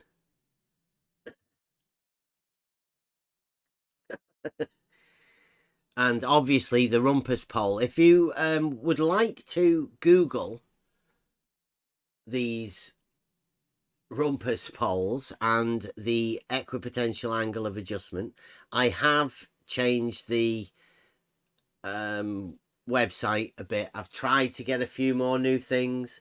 If everybody would like to have a look through the website, we've got Imaginometry, we've got Globgic. There's the 12 that nobody seems to have gone on for a bit. I mean, It takes a while for people to get through these similar, simple sort of things that we do. But please, everybody look through it and see whether you can engage in conversation with people about them. They're only linked to reality. There's just reality concepts in all of that. And as we know, the debating skills about reality prove that the blue marble scientists, at least the modern blue marble scientists, modern day, the new modern blue marble scientists that we have around at the minute, the ones that are left anyway, the ones that haven't done a Jesse Kozlowski, they're not worth a shit. Got nothing. Absolutely useless. Even the ones that you have to pay tickets to go and watch them debating, they've got nothing. There's no arguments. They can't rebut anything. Not even the flat earthers. Come and jump on the real globe with us, right? Reality. That's where we're at. We can prove reality as well. You don't just get stupid conversations about stuff. We talk about reality, not models, and not models. We don't talk about the not that. We talk about reality, not the not that.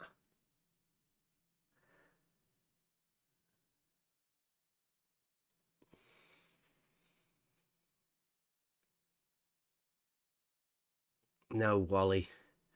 A rumpus pole is the separation of level and horizontal on some dogmatic globe models. Now, not all models separate level and horizontal. Some of them, they keep them the same. They are practically identical in some models, like the reality model that we have. Only some dogmatic globe models separate level and horizontal, and the rumpus pole is the unit of measurement for that separation.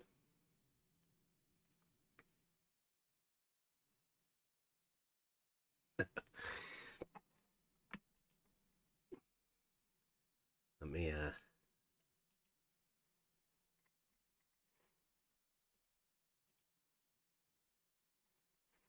I don't know why I did that. Horizontal chord line tangent plane. That was blue marble science. One of the favourite things. Let me get this. So I would like some help if anybody wants to come and give us any ideas on the what are they doing? Is there a thing in the background, Emma, on your file that these people keep doing this? I think they have to go for something that's not true. Do you reckon? Yeah, something that's completely. And anyone who knows me knows I don't drink. I'm gonna put that on the thing because I mean, just goes to show this is blue marble science, but he's going with the Nathan Oakley thing. Whenever we went over to Nathan Oakley tried this, and I don't know where it comes from. Emma doesn't drink. Everybody knows that Emma doesn't drink. Oh, look, Larry's here as well.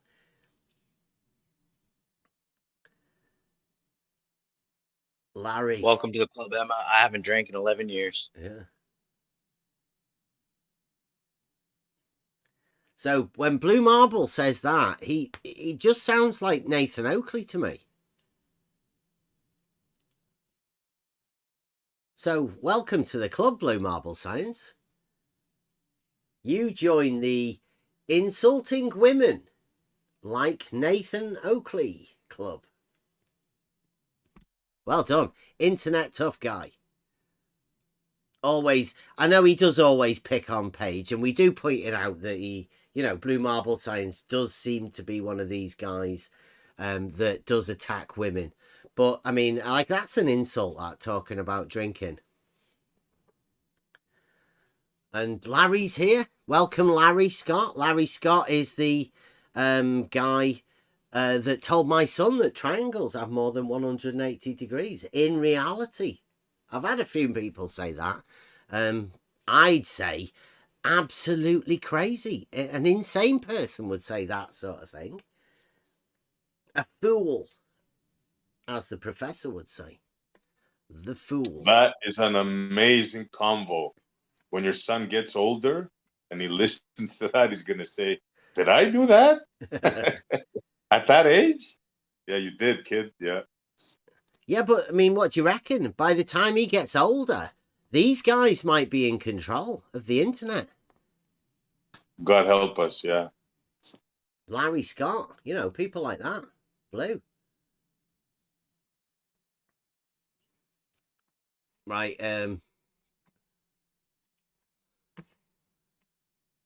this is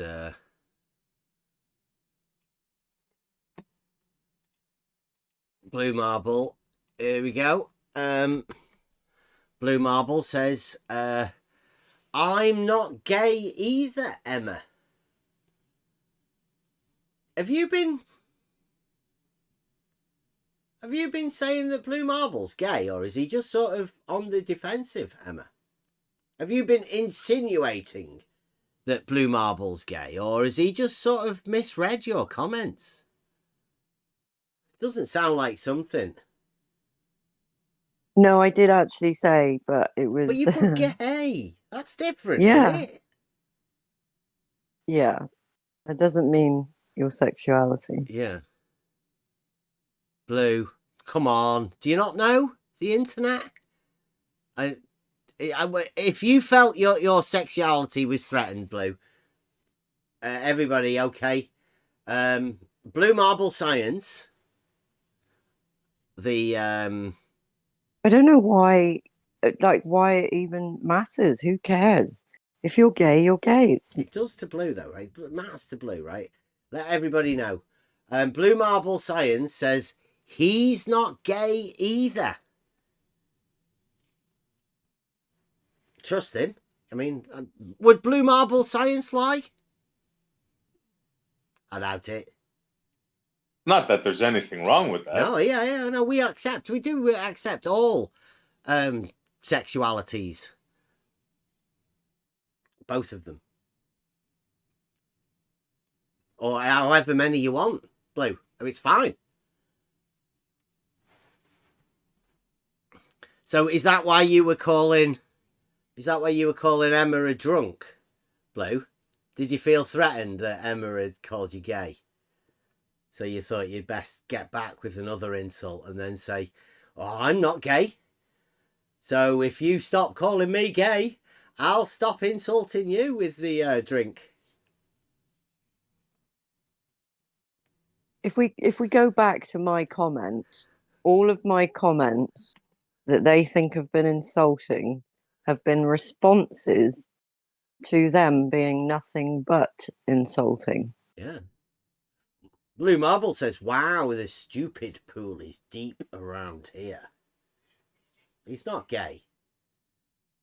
What? No. Emma said that Blue Marble Science was gay. But Blue Marble's absolutely... He takes awful offence to that. Nobody should really be calling somebody like Blue Marble Science gay. Hang on, are we now saying that words cannot have two different meanings? Whatever meaning they want to give it, right? That's how we know, right? Words are meaningless, was stated by Ruhif, which means that Blue Marble scientists can get offended at any word whenever they want because they're super snowflakes. I didn't deny calling Blue gay, Wally. I said, are you gay? I mean, when I finally get the video back and I can go back through the live chat far enough, I'll do a screenshot of all of the comments that Blue made and what I said in response. I'll do that. I'll remember to do that just so that you two look even more ridiculous than you already do.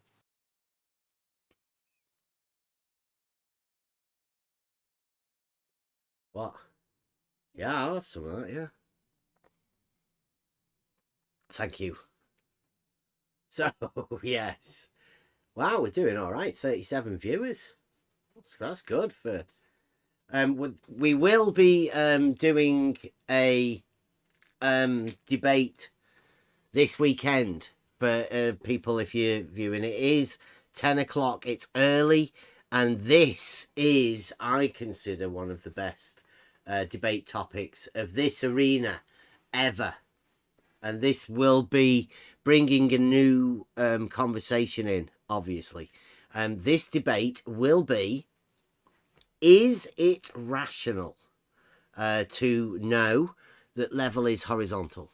Is it rational to be able to prove something in reality, level is horizontal, and also believe that the Earth is a globe? Requested by Betty, the proofless logician. Sounds good. What could possibly go wrong? Well, I've asked after the shambles of last Saturday's debate over at Blue Marble Sciences, we've asked both Betty and Mike, please, to submit your definitions. I think there's a few different words. You heard the debate title there. Is it rational to believe that level is horizontal and also believe that the Earth is a globe?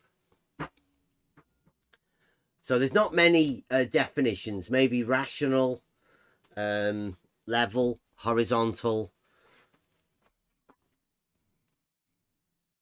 and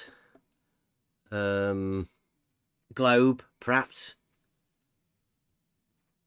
Anybody else think of any other definitions? I'm just thinking, in order for us to give the moderator, Emma, the definitions from both Mike and Betty, then that will take it out of the hands of the debaters to deal with definitions. It shouldn't be if you're going into a debate, you shouldn't have to decide what the definitions are. You should already have given your definitions across and let the moderator deal with that. It shouldn't be a definitional thing in debates. Yep, coming to terms before the debate. Or just at least submit them, and then the moderator can say the differences. There's no need for two people to be debating definitions or to check what your opponent wants for definitions. That's ridiculous. Let's get into the debate. Is it rational to believe? Wow, what a debate. I'm going to be completely up for that. And yes, thank you very much, Betty. What a topic. What a debate. And he's a logician, a bona fide logician. He's right? a PhD theologist that is on his third book published. He's going to be publishing his third. So he's a published author, PhD in theology, and debating here on this channel about rationality. He says his third book is on rationality, right?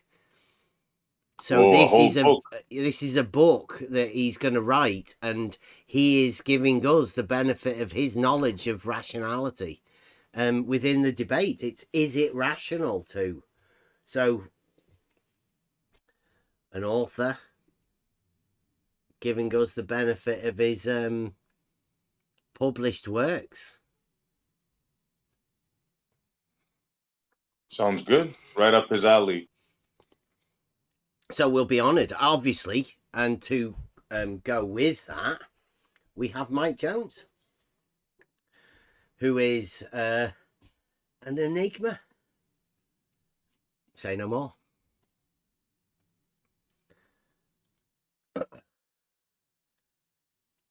Well, is God Rocking? Is God Rocking going to come in and have a chat? Because he keeps posting stupid shit. The stupidest questions anybody could ever ask. Come and meet God Rocking.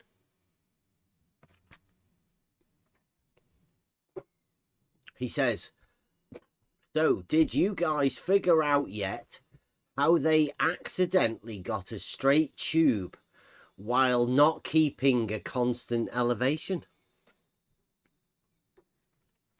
What? Yeah. Is he referring to what I think he's referring to? Not got a clue. It doesn't make any sense, does it? Like the problem with this arena is when people post shit like that, you have to read stuff into what they say.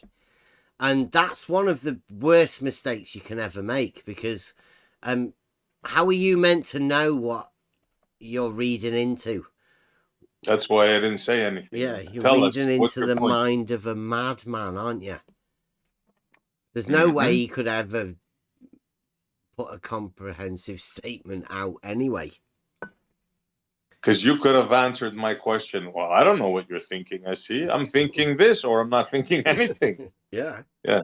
Yeah. Yeah, you think doesn't sound like a well-formed question. And he could be going, yes, it is. It's a really well-formed question. So we got two people trying to think what he's thinking. No, we don't play that game. Yeah. Rockin'. Get yourself a clear and concise question. And if you don't get an answer, perhaps it's your question that's wrong. Try clarifying. Or just come in and have a chat. He did come in to the Discord, but promptly went away.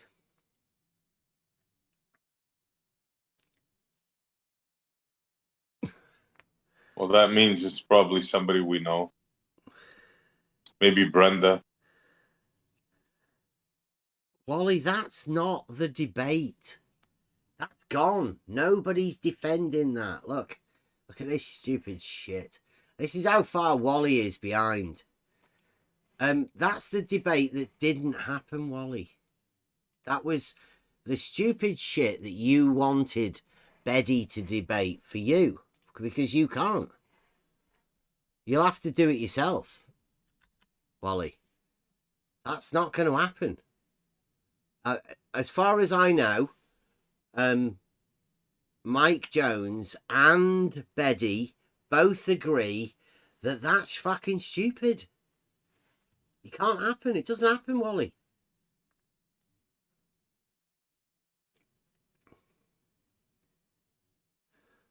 Well, Wally did it already with horizontal and vertical. Mm-hmm. He rewrote my meme. I said one man's horizontal cannot be another man's vertical, and he rewrote it. Remember, Wally? He rewrote it saying, yes, it can. One man's horizontal can be another man's vertical.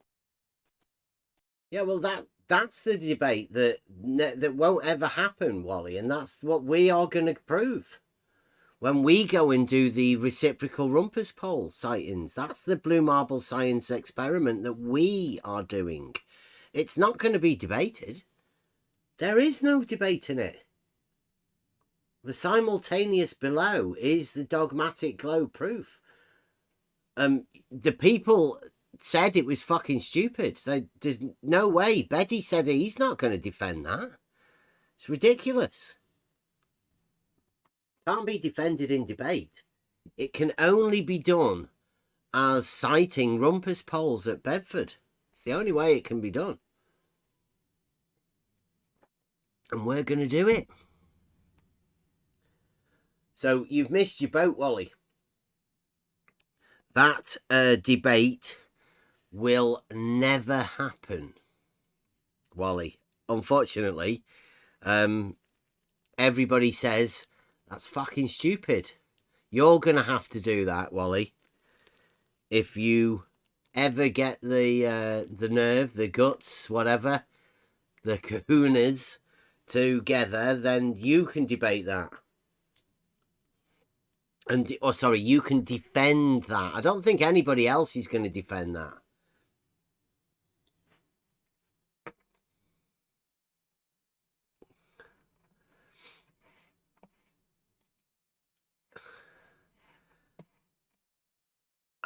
It's not really me.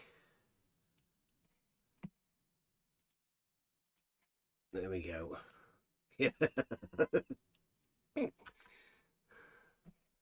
Wally says, wow, you don't need to get the difference either, do you? Wow, so you don't get the difference either. You, that stupid too. A below B and B below A is not the same at all.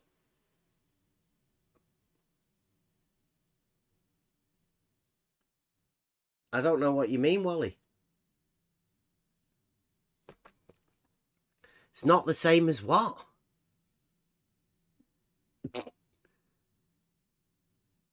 It's an opposite. It's a contradiction. It's definitely not the same. Contradictions aren't the same, Wally. I think you're losing it a bit.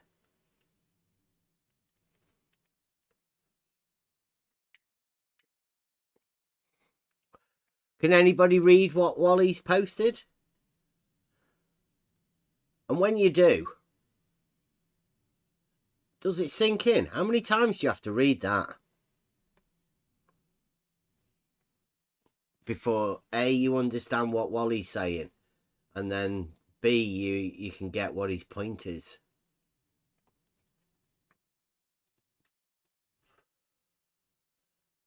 I don't get what difference. The difference that it's a contradiction, or the difference that nobody ever will ever be able to defend that position.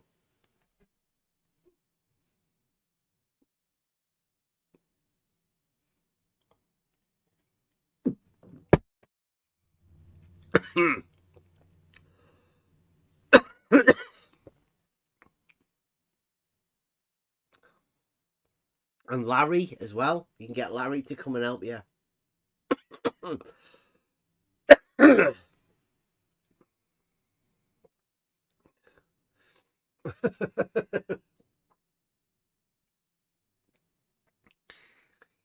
Yeah, please don't look at the sun through optical instruments. That's an old one. Yeah, when was that? Because that's a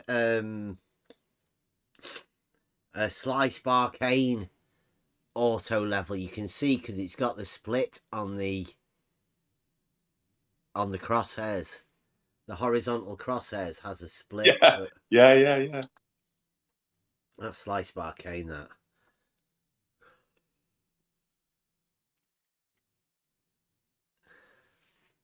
It's when Earth His Life was taking his long views.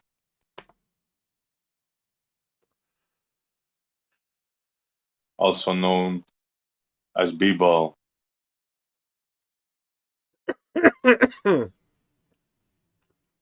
Larry DeMarch says, I think Bev should do his test at Love Canal. I just wanted to add something to what SE said. So B-ball, or Earth is Life, he's been trying to get on to Bro Sanchez lately, and he's been getting torn apart by Bro Sanchez. It's hilarious. Bro Sanchez, he may be a little wacko and out there, but he's hilarious. He supports criminals, though, doesn't he? Yeah. Well, helps criminals make money. I'd like to figure out his thoughts on that. Maybe he doesn't even know, other than what Craig said on his last stream. Like, if he doesn't look up the people he has on his channel, then right, yeah. No, I totally. Well, I'm saying he must look up people who are going onto his channel. But yeah, no, I agree. It sells more people, right? They're after more ticket sales, don't they? Aren't they? So They're not going to They're bother trying with to make that. a living. Well, committing a like, is it a felony? Committing a crime obviously helps you sell tickets for these events. I mean, it might have been, you know, like his channel may have been going downhill a bit. And he may have thought, no, I think no, I'm gets talking about 1,000 Fight the Flat viewers. Earth. Oh yeah, he's definitely going down. Well, he was going down, but he's elevated himself up into the upper echelons again by committing a crime. He got Ranty to come round and help him launch his new career. Like, you don't talk to Ranty and people like Simon Dan unless you've actually got something to do, right? Ranty's the self-proclaimed, he helps people out. He helps people with money. That's his job.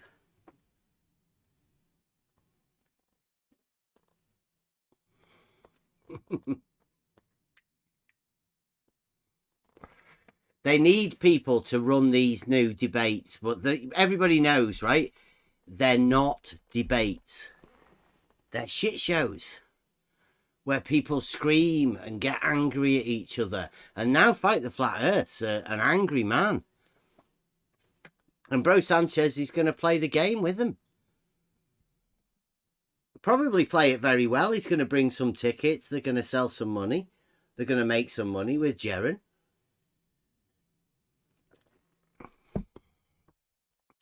I was thinking that the real losers in all of this are the people like, I don't know, like, say Zanuck. Right? Zanuck is in here day after day. Blue Marble Science, Kosho, Gem Panda, right?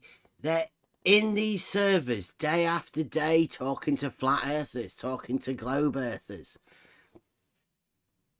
Fighting and battling, bringing up arguments, not arguments, but just talking and shouting at each other. And they're not going to get a chance. Fight the Flat Earth and Bro Sanchez, Jaren. They're the ones that are going to end up making the money. They're the ones that are going to become the big boys. They're the famous ones, the loudest voices. Yet the people in these arenas that are coming up with the conversations and the talking points, they get nothing. They get nothing. And then when they hear that Fight the Flat Earth that said this and this, Bro Sanchez said this, and they'll all be thinking, well, they didn't do those arguments. We have those arguments every day. There's nothing special about that. But the Fight the Flat Earth thing, everybody on the globe side, I mean, everybody, even Blue Marble Science and Where's Wally, they all think Fight the Flat Earth is one of the best globe defenders. He's out there warring on the streets. I mean, Blue Marble Science and Wally and all of that wish that they could do what Fight the Flat Earth does. But they can't. They don't have the charisma. They don't have the rhetoric. They don't have the ability to do what Fight the Flat Earth does.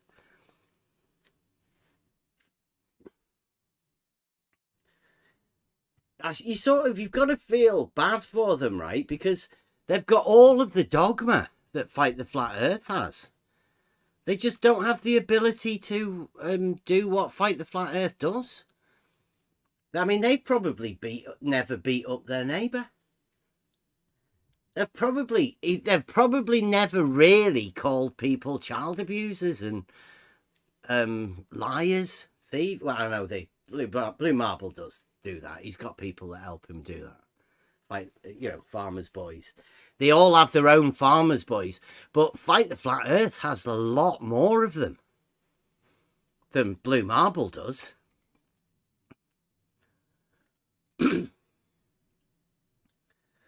Rumpus, I mean, I bet that's where Rumpus is.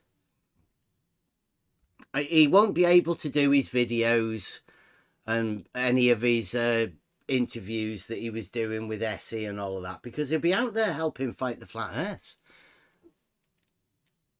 giving him encouragement, giving him his mathematical knowledge.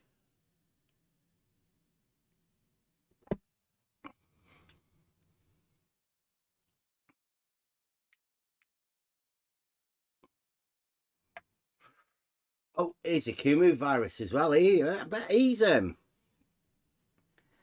he's happy for Fight the Flat Earth to be able to, you know, helping him out with it whenever he can.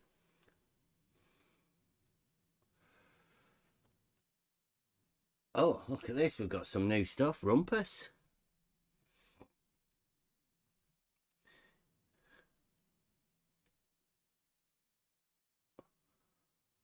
What's this one here?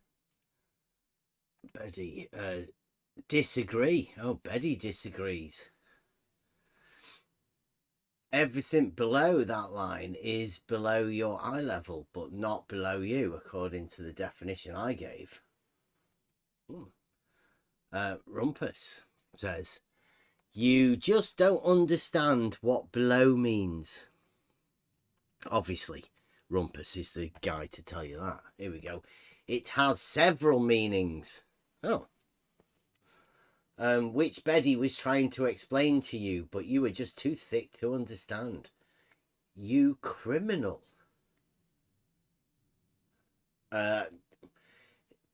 Is he talking to Fight the Flat Earth? I think Rumpus must have been talking to Fight the Flat Earth there.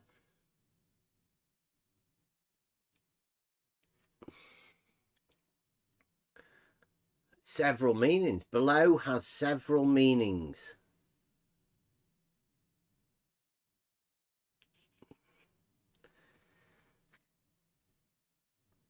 Akumu Viren says he doesn't watch Globe stuff. Doesn't watch much Globe stuff. But he'll obviously watch all of the Fight the Flat Earth stuff. He's their top man.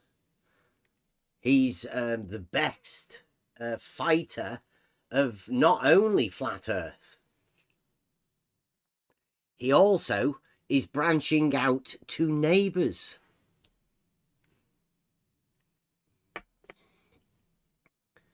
Betty says, my definition, A is below B equals A has a lower elevation than B. You okay with that, guys? Below being at a lower elevation? I go along with that. Sounds fine to me.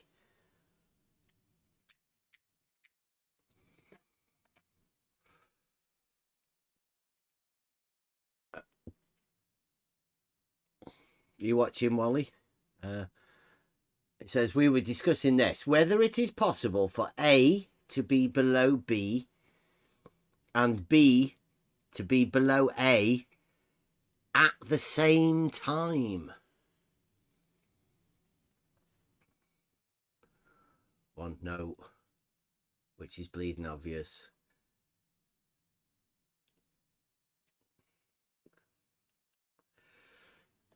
And Mike says, which is bleeding obvious, not to Wally and whatever. That's Wally and whatever that's in the chat here. Everybody knows Wally's. And we don't need to spend time of that. There's several meanings of below, and here's one. Drop.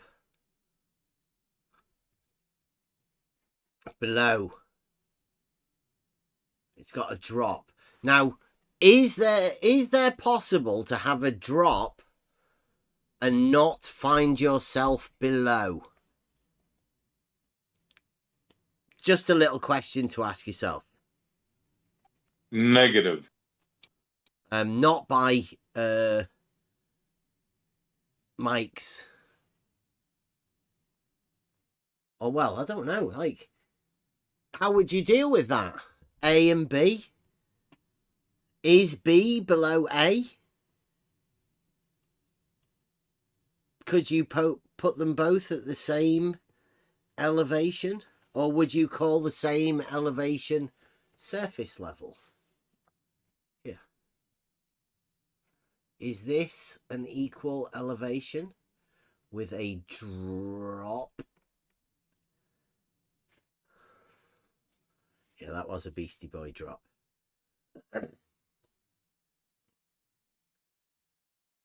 Mm-hmm. Who knows? I mean, it'll never be debated again. It's already been sorted out.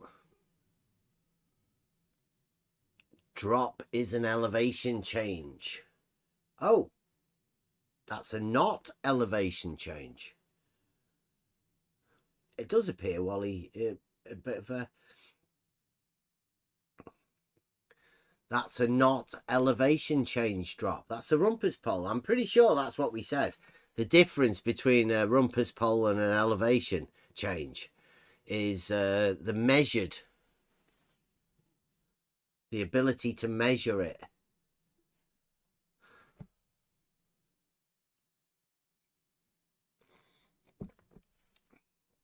These are the questions that nobody can answer. And I do mean that.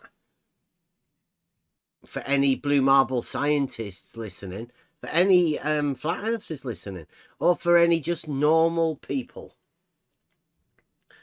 Try and explain above and below without talking about an elevation change.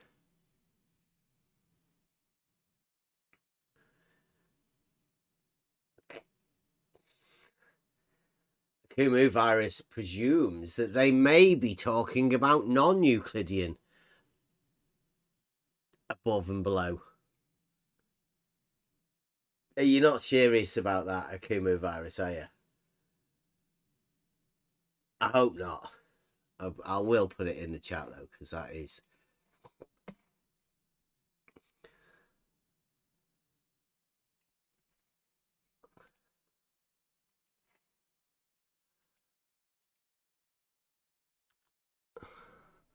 And Wally says the drop is 8 feet. How can you measure 8 feet if it's a drop of no elevation change?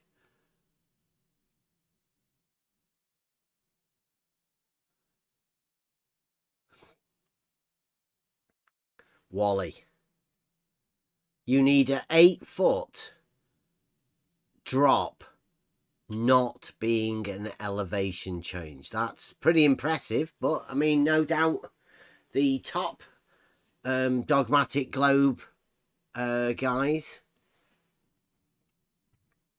Well, he's in good company. Yeah. Got a lot of believers on both sides, believe it or not. Yeah. Yeah. This is a big thing. Well, it's dead simple, really. All you've got to do is be able to explain an 8-foot not elevation change. That's truly spectacularly amazing just to even contemplate. But hey, it's pretty simple, isn't it? That's all you've got to do. Yeah.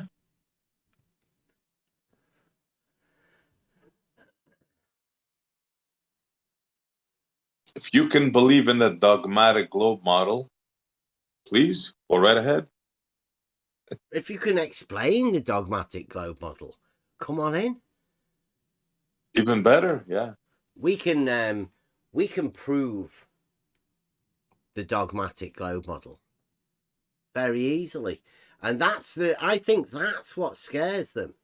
That's why they don't want to come in, because we have found the rhetoric to be able to explain a dogmatic globe model. We can prove the dogmatic globe model to these dogmatic globe believers, but they get scared.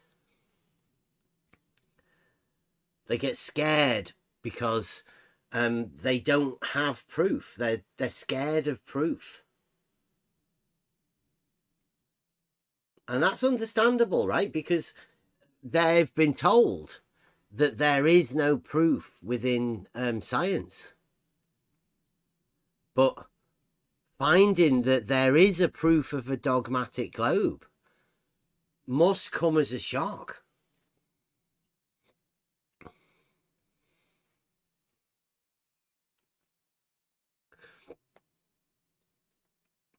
Spherical shapes, Stefan Mudd, like spheres, are Euclidean. Ovals, they're Euclidean too. ellipses. Yep, that's Euclidean. All of the spherical shapes are Euclidean. Stefan, mud. It's weird, isn't it? In fact, it's more than weird that all of the spherical shapes are Euclidean, yet somehow Stefan thinks nobody understands that. Stefan's one of those people, because I've been talking to him in the... he thinks that... He wrote a list of proofs for something, and he said that one of the proofs of the globe was that plumb lines diverge. Just stated it outright like that. So that's one of the proofs of the globe.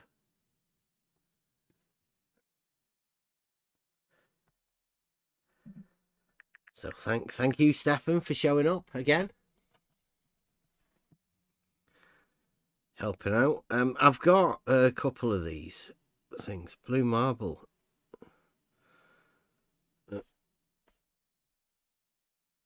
This made it look like a wall of text.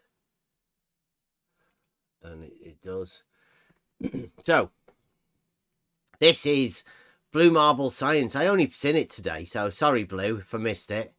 My notifications don't always come through on YouTube.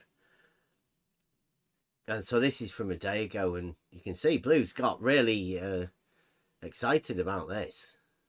He must have spent quite a while typing this out. I bet he got pretty tired. He says, I listened in utter amazement. I think it's probably about his fascination with people, like Blue Marble does. He loves people talk. He says, I listened in utter amazement to Paper's rambling, bumbling, incoherent attempt, brackets, beginning around the 31-minute mark. You can put the timestamp in if you want, Blue. To excuse the fact that the crosshairs of both auto levels in your proposed test will be shooting high over the top of the other auto level. Paper claims that this is expected due to perspective. Paper has said some idiotic things in the past, but that diatribe was truly special. People explain how that works. You claim level is horizontal, do you not?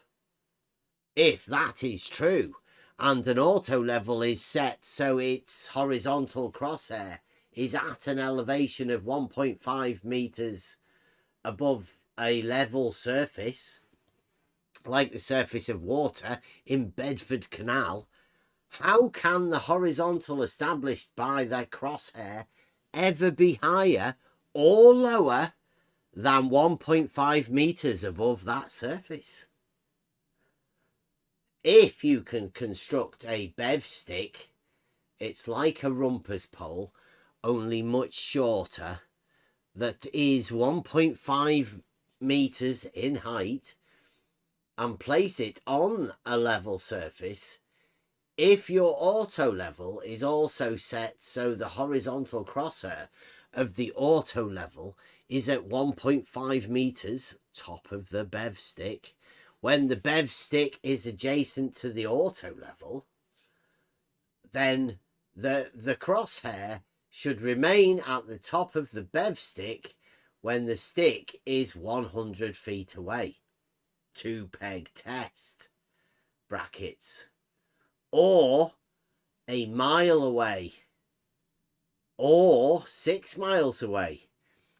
That assumes, of course, that the surface the bev stick is on is level, and that you are correct when you proclaim level to be horizontal.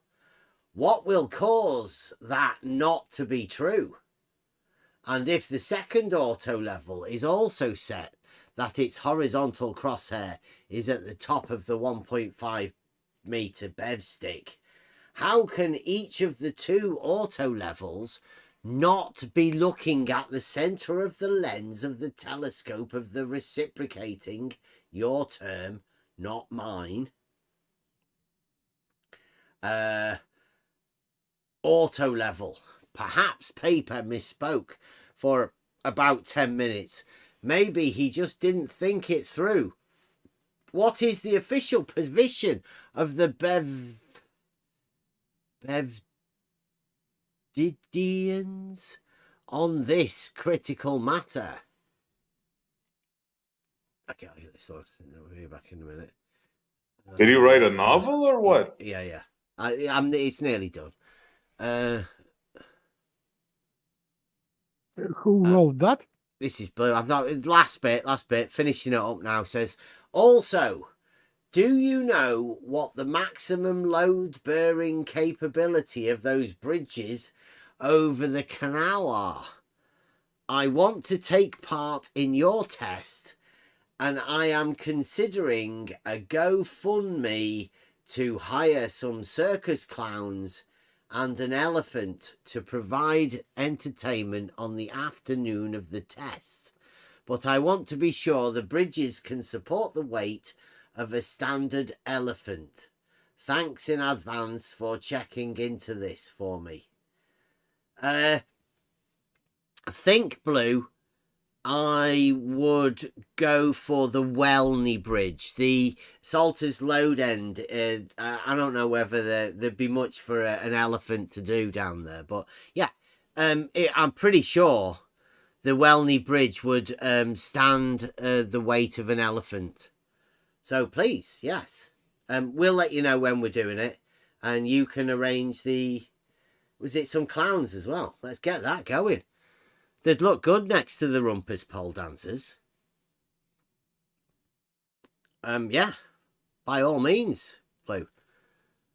Please join in. We will get as many people as we can. I've heard somebody said, was it Nico? Nico said that I think it's a standard thing that we have to have at least one flat earther. I think he said we need one flat earther to be there. And it's only fair that we have one globe earther there at least as well. Since I'm pretty sure most of the other people will just be normal people. So if we could get a globe earther and a flat earther to come and witness the reciprocal Rumpus pole dancers and elephants and clowns. Blue Marbles helping with the entertainment on the day. Thank you very much, Blue.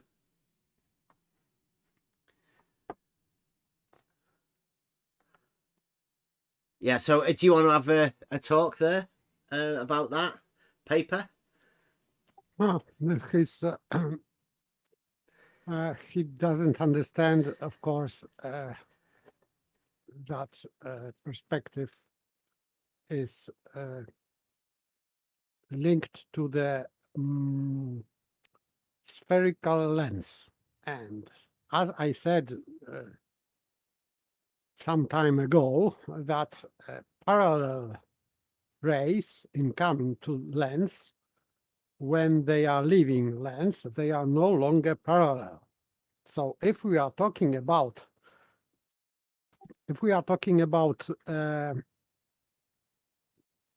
surface, let's say level surface, and horizontal crosshair, and they are parallel to each other.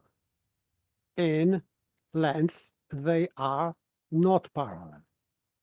And this is what Blue Marble science cannot understand, seemingly.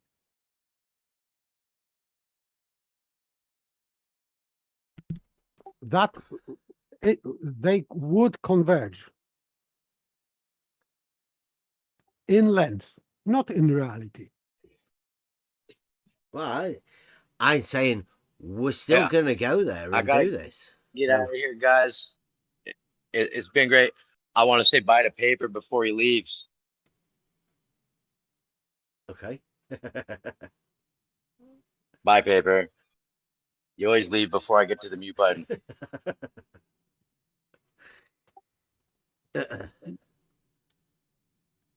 Okay. I'm not leaving yet. Yeah. Good job, paper. We'll see you tomorrow. Good night, guys. See you later. Good night. Yeah, so I don't know what Blue that was obviously a big thing. I think he was script writing. I don't know whether he was practicing, whether they got jealous of the equipotential angle of adjustment. Maybe the Rumpus pole, because the Rumpus pole is an actual unit of measurement. Opposite side to the equipotential angle of adjustment. How you obtain the equipotential angle of adjustment? Well, Jesse Gordon's your man. He can not only give you the equipotential angle of adjustment, but can also give you the formula to derive the equipotential angle of adjustment over distance. Very clever guy. Very clever.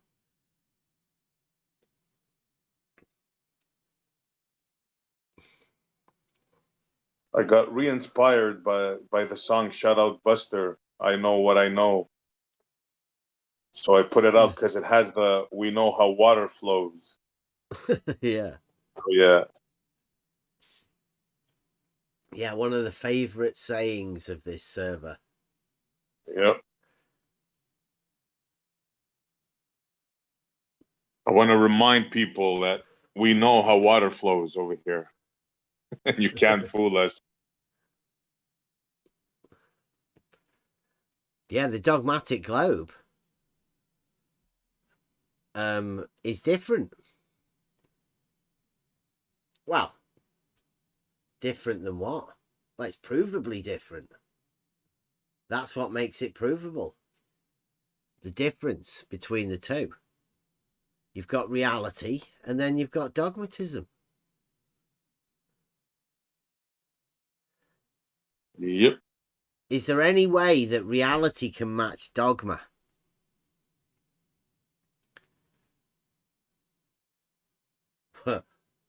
Would there be any need for dogma if it matched reality?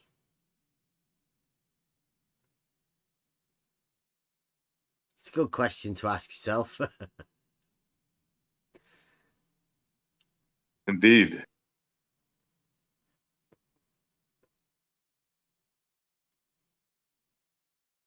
Thank you, Blue Marble Science.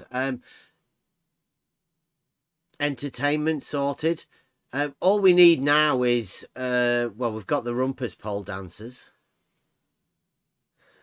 Elephants, clowns, 2 auto levels.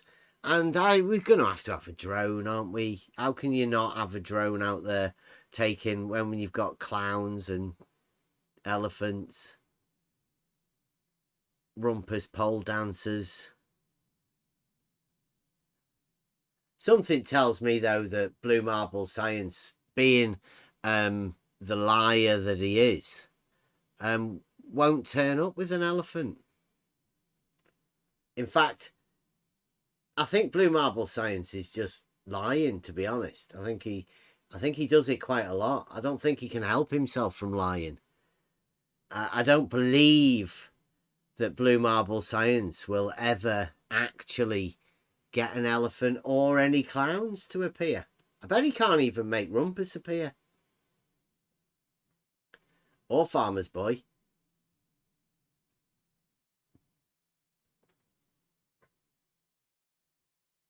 I think personally, I think Rumpus has already done the Jesse Kozlowski. It's getting a bit too much now for him. If he's not appeared in the last 3 days, then I fear that Rumpus may have already Jesse Kozlowski'd. Yeah. It was good while it lasted, Rumpus. And at least you did get to that one picture with Farmer's Boy that took for you. So, thanks for the memories, Rumpus. And it was good. while it lasted. I don't know who else there's going to be, but we will do this, and I'm saying it because I do the things that we do, and I'm saying we've already been there and done the one auto level. Doing the reciprocal ones will be easy. We just want to do it properly with the rumpus pole dancers.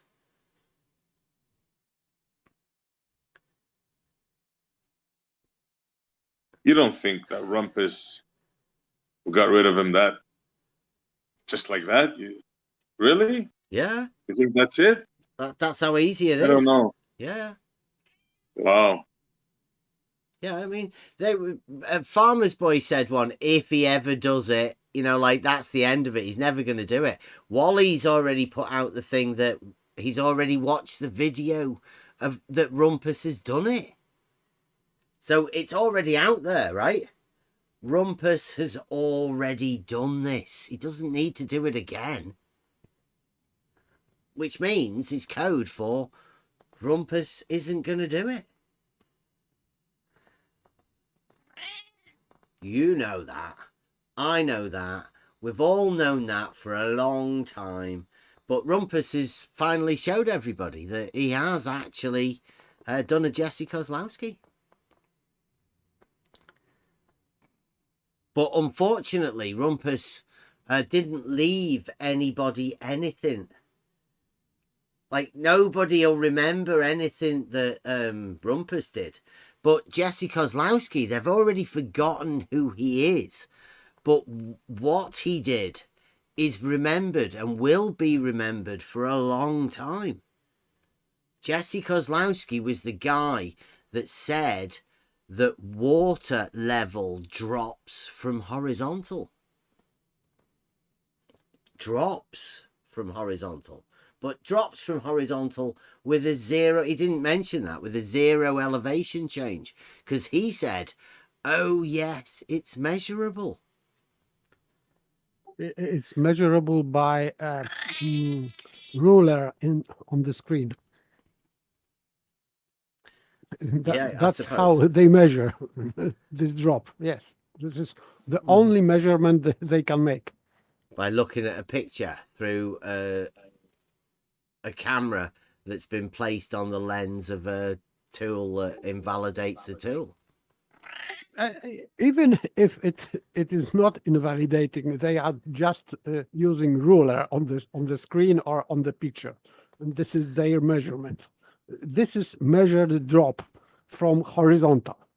This is what Jesse Kozlowski did, and now Blue Marble Science is repeating, and that's why he is asking me how it can be that in the picture the crosshair is above let's say horizon, because in their model they think that in their model it should be at the same line, so it doesn't work that way. If it is not level, the horizon is not, you have to incline into this globe horizon. But of course, they are going to each other, as we can see that the ground is in the picture going up, isn't it?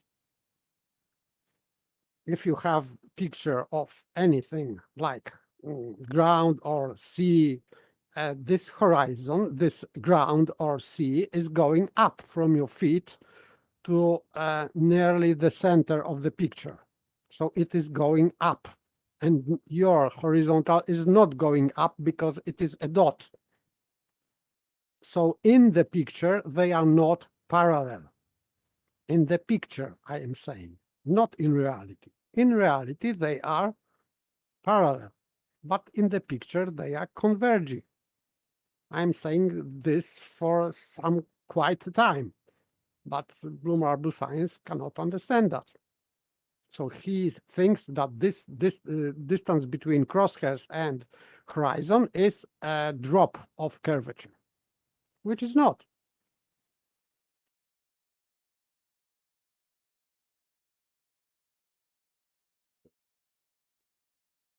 Stefan Mudd has put in the equipotential surface, talking to Gadget.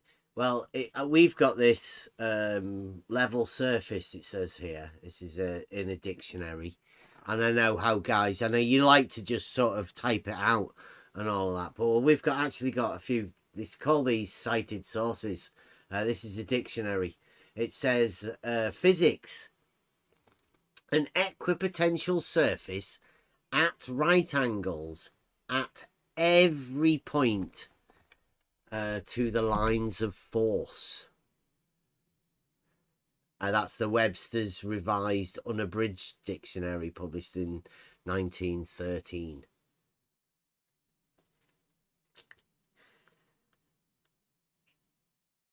It does sound a lot like the physics thing we heard about.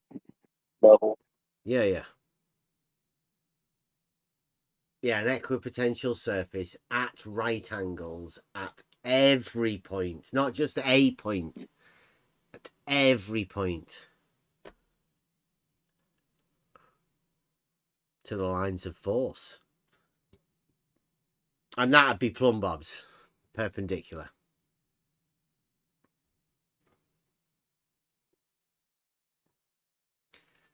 Nice claim there, Daniel Scott.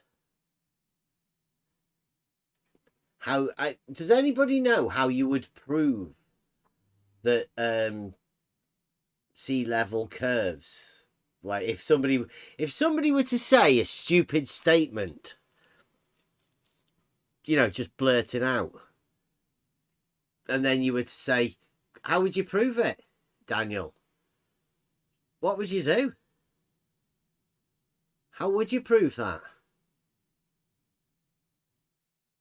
I bet you'd have to do it with rumpus poles, wouldn't you? I was thinking the other day, I don't think any way you could do it without rumpus poles. Oh, all you need is the dog bone. But still, there is a problem because they say that there is a curve because it is a drop. But this drop may be due to some, let's say, undulation on the ground or whatever. So yeah, a slope. Yes, a slope. So slope doesn't mean that the slope is spherical or due to shape of the earth or whatever else. Well, if you can get a 7 inches per mile squared formula out of your drop. Yes, you can put this formula, but putting formula to, let's say, even measured drop is not proving the shape of the earth. But Jesse Gordon could measure an angle and give you a quadratic equation. Yes, but still, measuring an angle, he used 2 straight lines and then he put some equation into that. I don't know why, because it does not follow measuring angle using straight lines. So he had to imagine this curve between his vantage point and some point in the distance. So he had to imagine this curve. This curve is imaginary because it is not there. You have to imagine that this line, let's say line of sight, is curved because there is no point to use this quadratic formula if you have line of sight to the object, because this line of sight is straight. So why they are using quadratic function there? I don't understand that. How many points do you think you'd need to be able to discover a quadratic function? Like, it would be more than 2, wouldn't it? Yes, but to use a quadratic function, because quadratic function does not describe a slope in a straight line. You will not use quadratic function to describe slope. Yeah, so you'd need more than 2 points, is what I'm saying. Of course. Yeah. And they have to create not a line, I would say that you need really many points to that, to prove that. Well, Jesse Gordon's found a way through new modern mathematics and Yeah. discussing with people in Discord servers to be able to measure an angle with an uncalibrated machine, right? I mean, he's done it himself. He's made sure that all of his 11 theodolites read exactly the same. Oh, that's a miracle. Yeah, consensus of theodolite. So through a consensus of theodolite, he's managed to measure an angle and come up with a quadratic equation.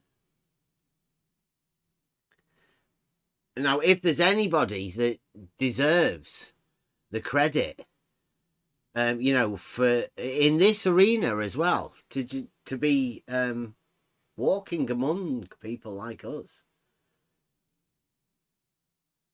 it should be Jesse Gordon. He's like, whereas Ranty couldn't even go to the shop to pick up his auto level that Ruhif bought him.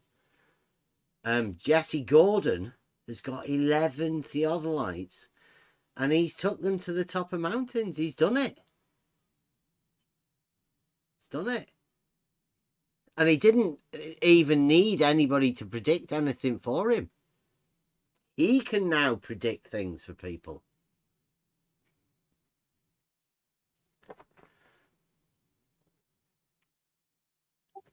I think that measuring angles on mountains is better because, you know, if someone is saying that Al-Baruni measured mountain flat, so Globers can prove that Al-Baruni measured mountains height. He might, yeah, he might measure the height of the mountain so that then he can go and measure an angle to come up with a quadratic formula.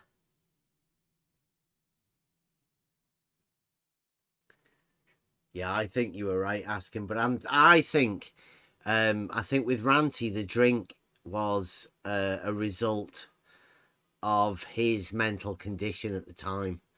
I'm not too sure that the drink caused it. I think the drink was a result of his mental condition. But he's getting better now. He's getting better and he's making a documentary.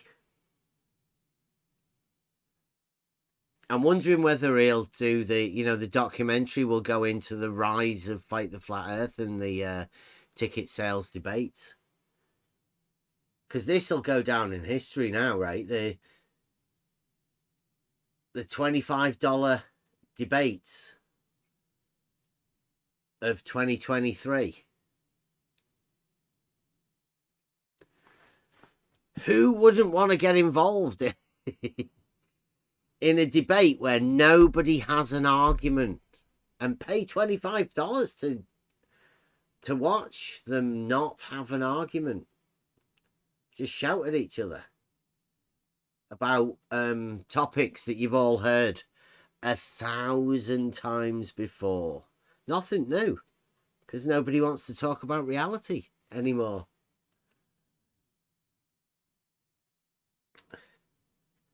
Blue Marble said that the argument isn't an argument, today. He doesn't want to actually see arguments or discussions because he can't. His Blue Marble thinking rule book won't allow him to access a logical argument and acknowledge it as an argument. That's how bad we've got. If P then Q cannot be recognized by the Blue Marble scientist, at least the head Blue Marble scientist, Blue Marble Science, he cannot bear witness to an argument. And I bet Bro Sanchez and Fight the Flat Earth will be the same.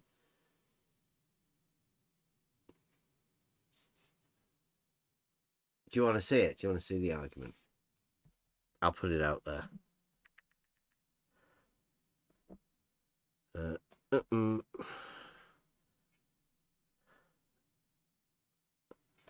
you go.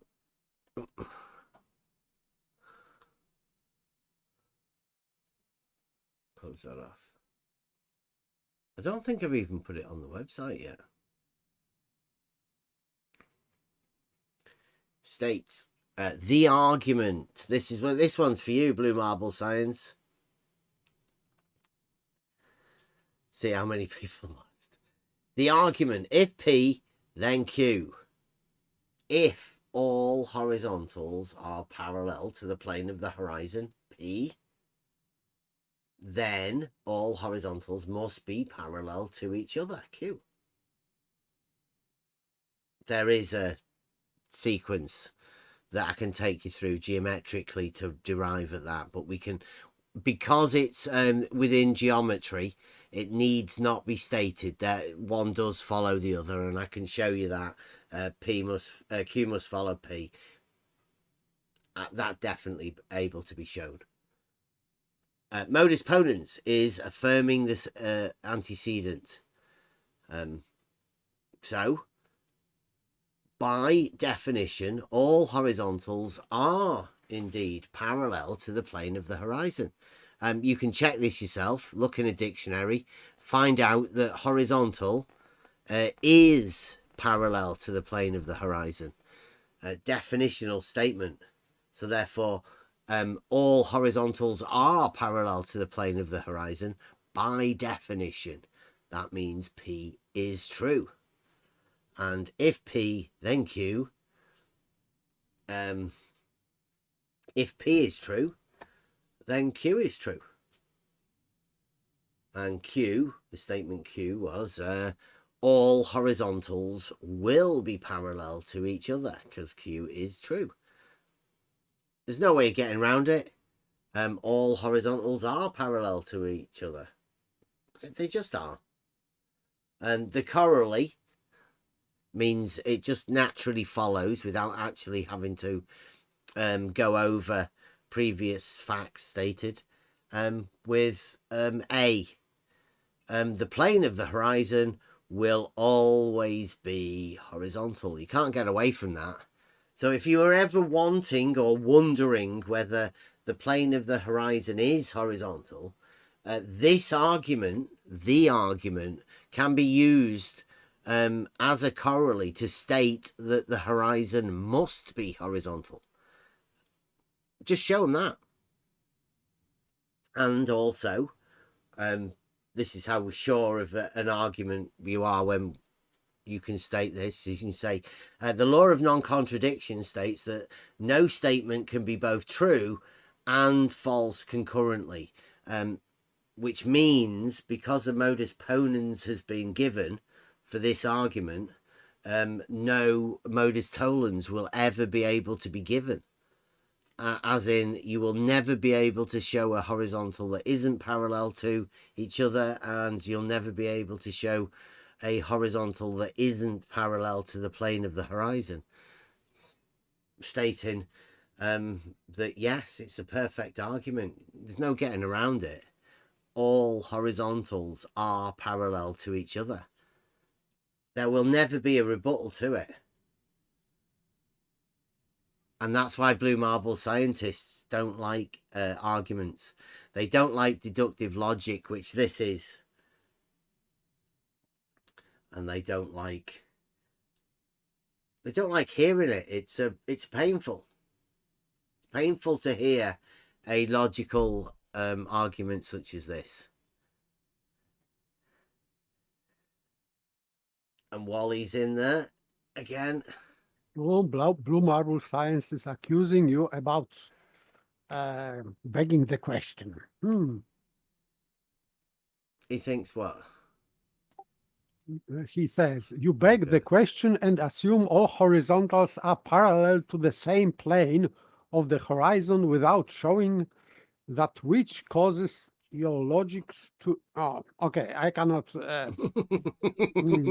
It's incoherent. Yeah, sorry. Obviously Please, Bloom, triggered typing. Let can me you go. rewrite this in Yeah. logic sense? Because you are talking about logic and you are just producing incoherent statements.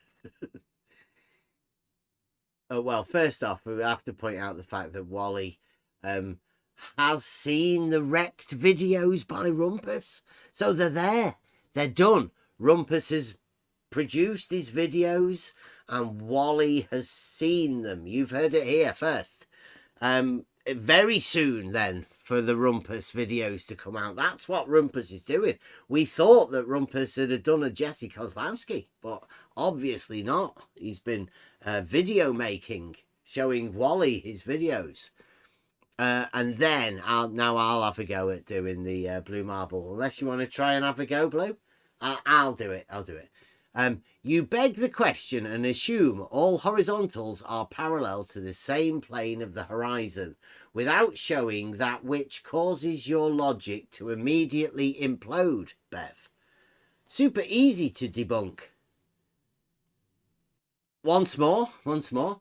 You beg the question and assume all horizontals are parallel to the same plane of the horizon without showing that which causes your logic to immediately implode, Bev.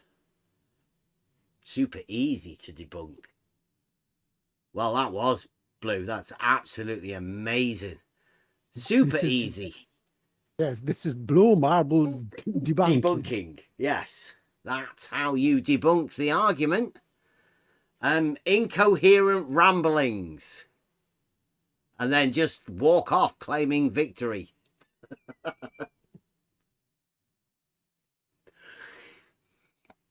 think that's one of those set cases where you could say genius or madman.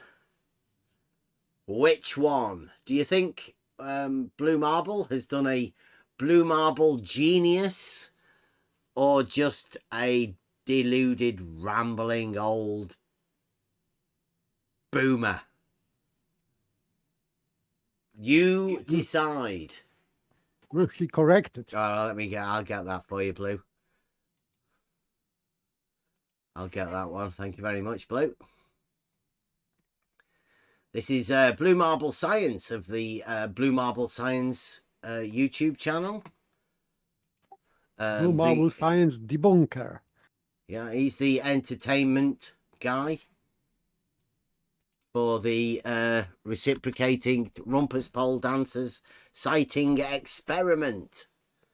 Here we go. You beg the question and assume all horizontals are parallel to the same plane of the horizon without showing that to be true, which causes your logic to immediately implode.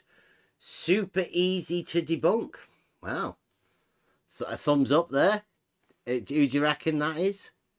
Who do you reckon the thumbs up? Look at that, Blue. It's going to be a sidekick. There you go. Straight on it, Blue. He loves it. Star Cod is your man. Okay, so why this is begging the question? Assuming that all it does say if, but it doesn't say same.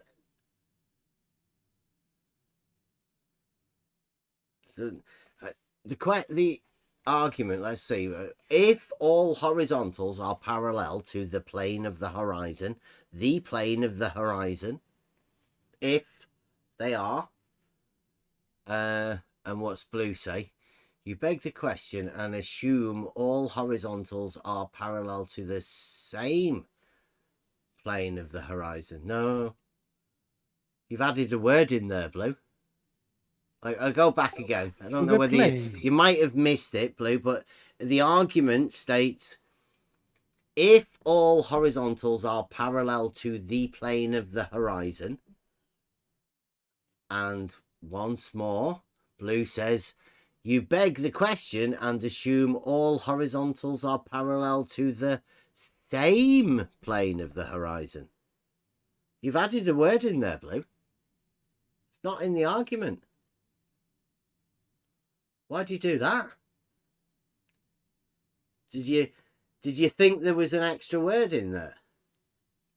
Seems like you've changed the argument.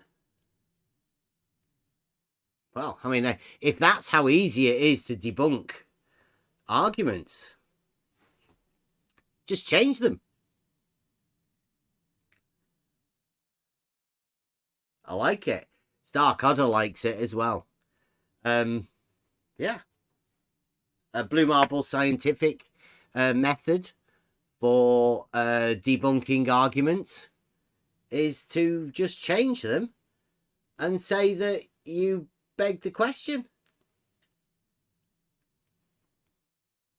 Yeah, this is normal thing in sophistry. So yes, the first thing is solipsism. So adding some things which were not there, and they may change meaning or maybe not. It depends of interpretation, something like that. So this is what Blue Marble Science did. He added the word.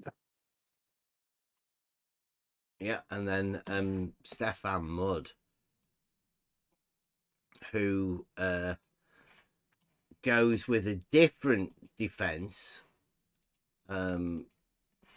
for how to deal with the rebuttal. He says, Bev, I have asked you many times for valid measurements supporting your claim all horizontals are parallel to the... See, he does it as well. The same plane of the horizon.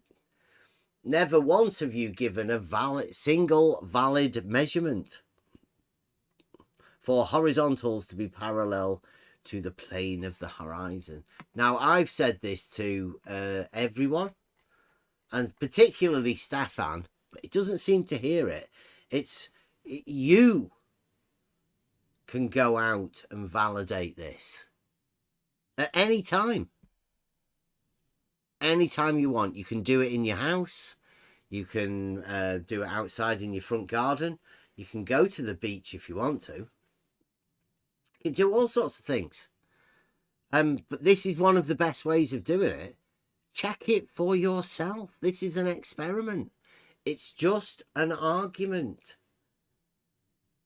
You can check this for yourself. You don't need me to do it. I just provide the argument.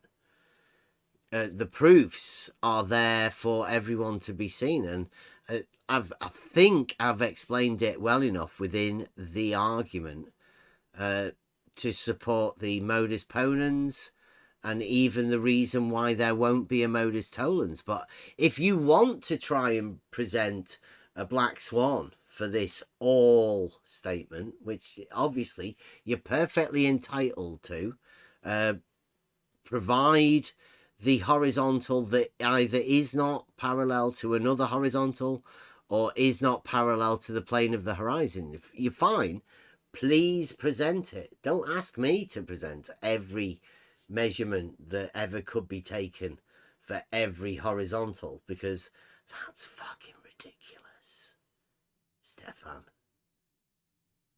Yes, it is impossible, because if they are using the word the same plane of the horizon, of course they assume, not we or you, they assume that there are more than one plane of the horizon, and they would be different. I mean at different angles. So they are assuming something what is not there. But if they are trying to, or they will be trying to debunk this argument, they will have to prove that horizon at one location is completely different. It means not parallel to the previous horizon. They have to prove that. That would be a try to modus tollens, which is impossible. They cannot do that. The same thing is with diverging verticals. as perpendicular to the horizon or to horizontal. They cannot, they always say that they diverge, but they cannot show that. So this is similar thing with horizons and with verticals. They cannot produce black swan for any of that.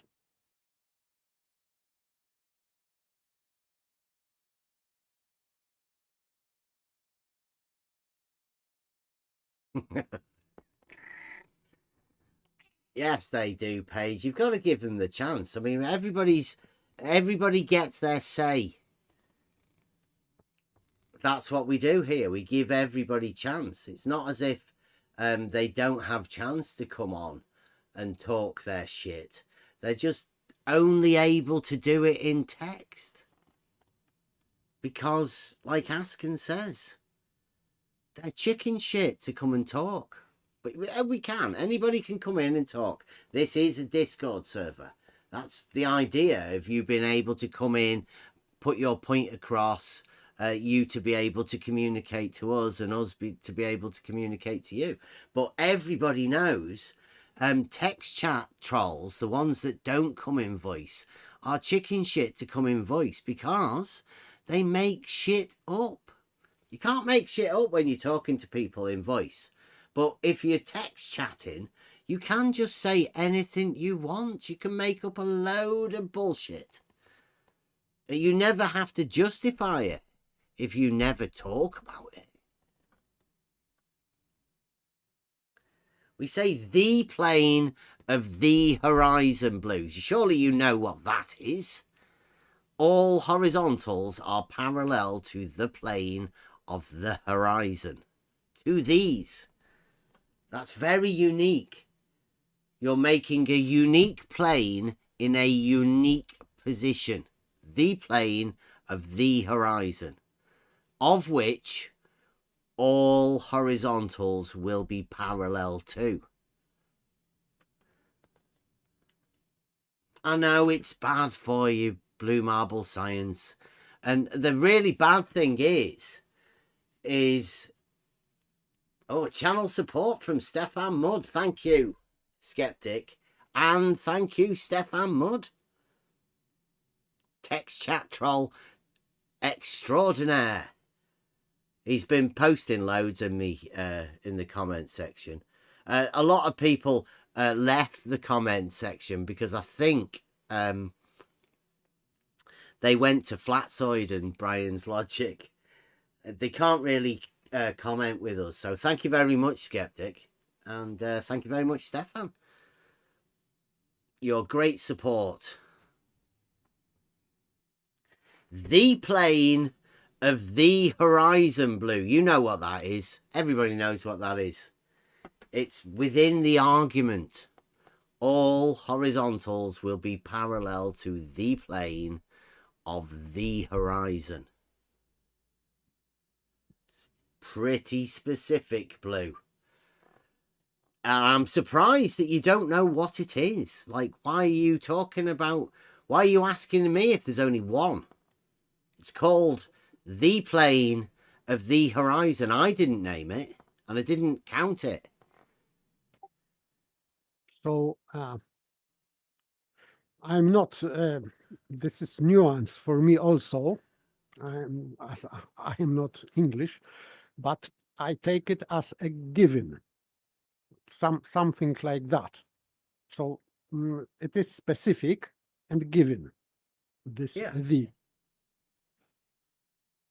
Yeah, it's like the sun and the moon. Is it anybody think of anything else that's a the? Yes, it is specific and one. The sky. There you go. How many skies are there, Blue? It's called the sky. Anything else? It's called like, what about like the Pacific Ocean?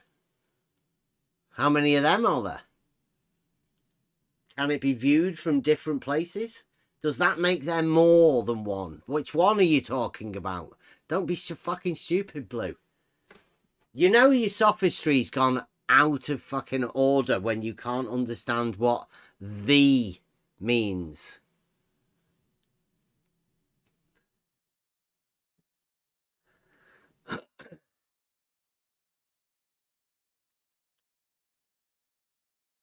I can say that I don't fully understand that, but I think not Blue.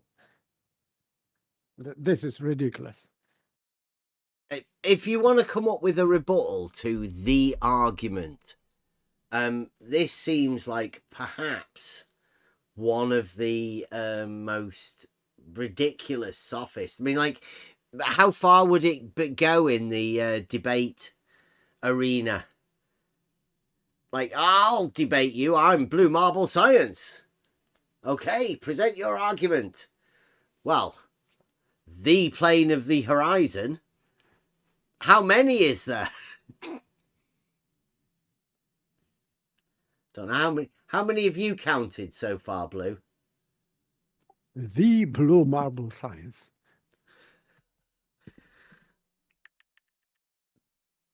Could be viewed from different places, I suppose, couldn't he?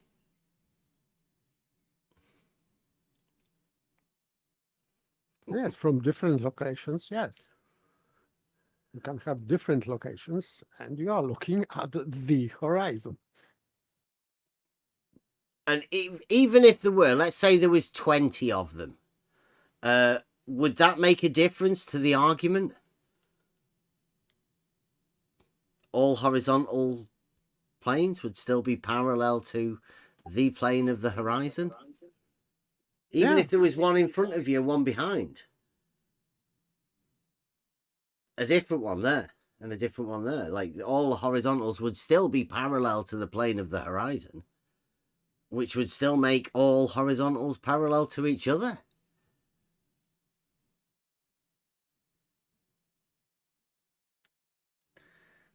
Yes, pretty simple, but for Blue, it is a great problem, I think. I know. Well, I did make the argument as simple as possible for people like Blue, because we knew that, you know, like the more complicated you make arguments, the harder work it is for the Blue Marble Scientist.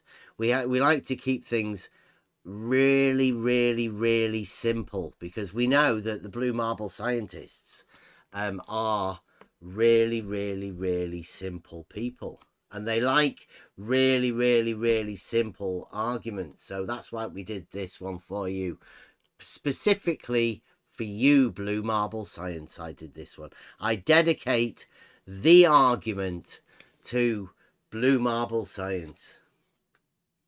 And Stefan Mood still wanting measurements. A valid measurement, yeah, of horizontal. Yep. I say, Stefan, you can check for yourself. Just go outside and check for yourself. Everyone can. It's only an argument.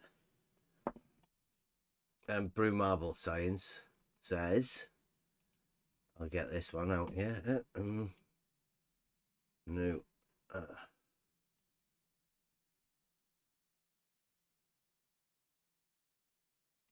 Logic is dead?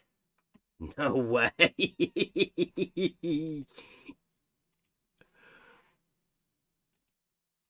Oh. Okay. Blue Marble Science. This is going to be the one of the night. I don't know how you could top this one, Blue. Blue Marble Science says you have to prove that the plane of the horizon is the same everywhere to use that argument, Bev. You have to prove that the plane of the horizon is the same everywhere in order to use the argument, apparently. No, burden of proof is on him. He has to prove that there is not. They are not the same. Oh, no, wait a minute. It's not finished. Not finished yet. Right? You have to prove it in order for you to be able to use the argument. Right? Now, Blue Marble says you can't do that. And we can prove horizontals are not parallel. Blue Marble stated a rebuttal to it. Now, that's a rebuttal, right? Wait a second. So, But that is how you rebut an argument, right? You prove that horizontals are not parallel, right? That's at least that's better than a chicken shit. You have to prove that the plane of the horizon is the plane of the horizon. okay, but this is attempt, of course, but Black Swan. It is no. He's not showing Black Swan. He is. He's saying he can show a black swan. Yes. That's his rebuttal. So he is saying that you can't, and he says that he can. Yeah. So, but can does not mean to do. Can do does not mean do. So there are different things. Have you heard Rumpus is doing a test? Right, he can do a test, a rec test, and he can get some videos. Yes, I've heard that many times. So yes, so not still exactly the same that Blue Marble can provide a proof that horizontals aren't parallel. So same as Rumpus. The floor is his, so let him do that. Yeah. Show us the money. We can prove horizontals are not parallel. Your logic is dead, Bev. It has nothing to do with Off logic. You go, Blue. Well, no, I mean, Blue, obviously, if Blue can prove that horizontals are not parallel, right, he's going to kill logic. It's Blue Marble science. He's going to bring kill logic with death. logic. Okay. Obviously, yes. Yeah, his proof will prove that logic is dead and therefore cannot prove anything because logic is dead. That's genius, Blue. Bring it on. Yeah. Bring us the proof that will destroy logic. Suicide of logic, yeah. It's marvelous. Yeah. Oh, look, it's only 30-odd people. What, 30? Nobody else has been witness to this. We keep saying things like this. We've got Jesse Gordon is over there measuring angles and getting formulas from it, falsifying Robotham's numbers. Blue Marble is going to prove that horizontals are not parallel and kill logic.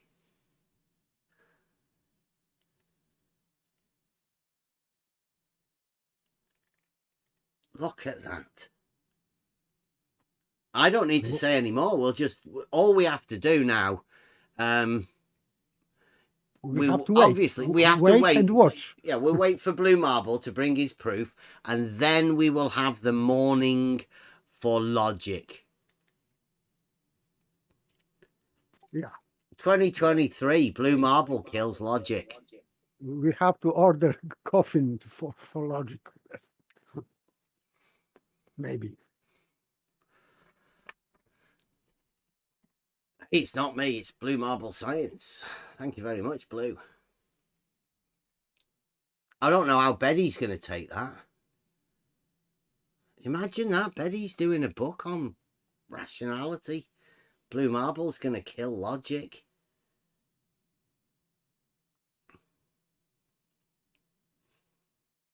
Well, I don't know what else there is to do.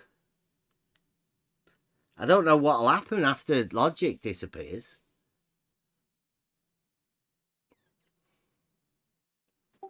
We will not be able to make any sentences, so we only be mumbling around, babbling. No, no no logic in sentences. So no subject, no object, nothing. Just we couldn't, we will not be able to use logic anymore. Yeah, pure dogma. Pure dogma, but it'd be incoherent. You wouldn't be able to even comprehend it. Yes, incoherent, but of course you will not be able to say that they are incoherent because you will not be able to use logic. So to state incoherency in between statements, you have to employ logic, and you will be not able to do that. Oh, Just I contemplate dogmas. I think we might have found the culprit here already. I think, you know, like what you're saying, you won't be able to comprehend or understand it. I think this may be showing exactly what's going on here. Blue Marble says, you're going to prove it yourself if you do the 2 auto levels. That's going to be priceless. So he can't prove it. When he said that, he doesn't actually mean that he can do that. He means that we're going to go and do it. And that's going to be priceless. So Blue Marble Science is showing you already that logic within Blue Marble Science has been killed. He's an illogical maniac. Crazy. Insane. Shouldn't be talked to as though he's a normal human being. He's got no logical structure behind him. He says incoherent shit. Thinks he can debunk logical arguments by saying that you're going to do it in the future.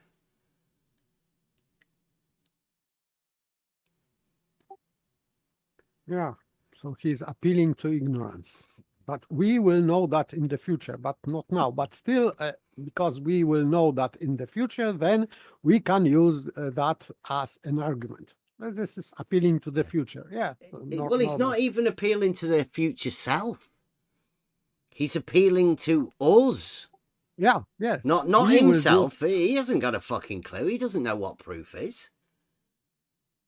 He's just living in the hope that we'll prove something. But Blue Marble Science doesn't even know what proof is. Doesn't even know what an argument is. He hasn't got any logical structure in him at all. Blue, no. I'm not getting scared. What I'm watching is an old, like, fragmented mind, an exploded mind, talking shit on YouTube in the text chat. Scared to talk about anything. You've got no arguments, Blue. You've got nothing.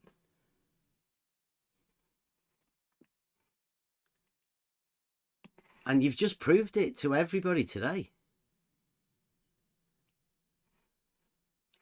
I'm not so sure that you're all the way with us here, Blue.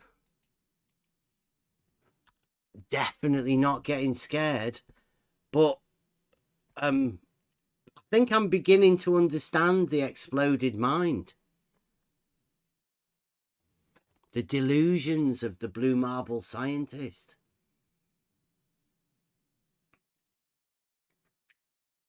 I think I understand why he's triggered today, because this statement that these auto levels will be below at the same time, looking through auto levels, which is optical effect and not in reality, is maybe he knows that proving that this is optical effect only, it would be a killer for the globe. So he is just trying to turn into my mumbling about that, but I perfectly know what I am saying. about that, and maybe he also does know what I'm saying, and he is aware that it would be a globe killer, so dogmatic globe killer. So I think I suspect, I'm not sure, but maybe he knows something and he is afraid of that explanation, because of course I expect that these two auto levels, when you will be looking through one auto level to another and vice versa, of course they at the same elevation they will appear to be below the crosshairs. So optically it is a absolutely normal thing without any globe. It does not involve any globe, and I think that explanation of that is dangerous for the dogmatic globe model. So I think maybe that's why he is triggered. He's triggered because he's got nothing and he knows he's got nothing, or what he's got he thinks is something, but there's no argument to present to it. Stefan Mudd, what do you think of this? Stefan Mudd says an argument can be logical valid, but still the conclusion is based on if the starting premise is true or not.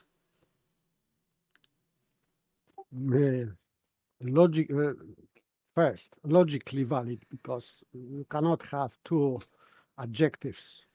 So valid is adjective and logically should be. So yes, that would be adverb as a to adjective. An argument can be, an argument should be. Yes, argument validation of this is process of validation of the argument that you are establishing that premises are true. Yes, that's correct. Okay, but if premises are true, then conclusion has to be true. This is solid, let's say, logical principle. If premises are true, then conclusion inevitably is true. The consequence cannot be false. If you have the Two statement like full argument, so if and if, then. Yeah. So first premise, second premise, and if first premise is true, second premise is true, then conclusion has to be true. Cannot be untrue. Just it. Yeah. So he's right. The conclusion is based on if the starting premise is true or not, providing you're going for a modus ponens, a direct proof. Because a modus tollens would negate the antecedent by negating the consequence, right? Yes, in modus ponendo ponens means that you are affirming consequent by affirming antecedent. But in modus tollens, tollendo tollens, you are refuting premise by or denying premise by denying consequent. So Stefan Mudd should say a modus ponens argument can be logically valid, but still the conclusion is based on if the starting premise is true or not. If yes, this is what modus ponens is doing. Yeah. It's validating or saying that premise is true. Yes, this is the word affirming. By affirming, this second affirming is you're affirming the premise, because by affirming the premise, you are affirming the consequence. So you have to check if the premise is true or antecedent in that case. So if you checked that antecedent is true, therefore the conclusion is true also. Simple. Yes. So is that all right, Stefan? Have we sorted that out? It is. You know, like arguments are logically valid. Providing you go through all of the steps, right? You mind your P's and Q's, and then you take the correct actions to either affirm P or deny Q. Simples. All depends on how you set up your argument as well. So we encourage people like you, Stefan, and please do get involved in logic, but you best be quick, because Blue Marble Science is gonna kill it. He thinks it's dead. It's gonna kill it dead. So if you're gonna get into logic, please do it before Blue Marble gets a chance to kill it. I think that with that statement about this optics, I triggered also Stefan Mood. I am not sure what he's talking about. What this is, this VLBI measurements, I am not familiar with that. And why he's talking about optical problem. This is a perspective is not optical problem. Perspective is a optical principle. So not a problem. Keeps adding that. I've noticed that as well. He says, so to argue all horizontals are parallel on Earth. It's the on Earth bit. Like, that's not in the argument either. They can be, like, in the air. Like, they can be anywhere, like, really. There's nothing to do with on the Earth. Like, you can put them in the air, equal altitude. You can have them as wherever you want. They'll all be parallel wherever they are. Stefan. It's all right, though. Okay. Don't worry. Okay, you can establish, let's say, underwater horizontal. But I would say that this is not what people normally do. Well, I don't know, equal pressure, right? Scuba diver, no, I'm surveyor, scuba diver. Maybe, who knows? Like a pressure equilibrium. Yeah, for example. Yeah. So yes, you could establish, Stefan, anywhere, horizontals, it doesn't matter. There's no need for you to worry about the Earth, because you can make a horizontal underwater, you can in the air, on an aeroplane even. There's no need to worry about the Earth. It's not in the argument, and you shouldn't let it worry you either. Even in a mine, you could like go under the ground.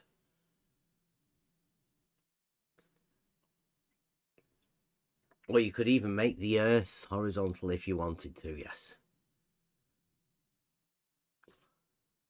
Yes, that's called nivellation, I think. So making something level, nivellation. Okay. So, Akumu virus, are you all right with horizontals being parallel? All of them? Just the ones in your local area will do. I mean, all of the ones in your local area, they will always be parallel. I mean, I think everybody can agree on that. I would hope so, anyway.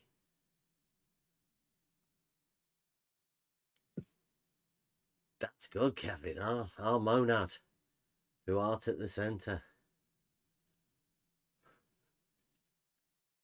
of our thoughts. Always. Thy radial come, thy horizontal be done.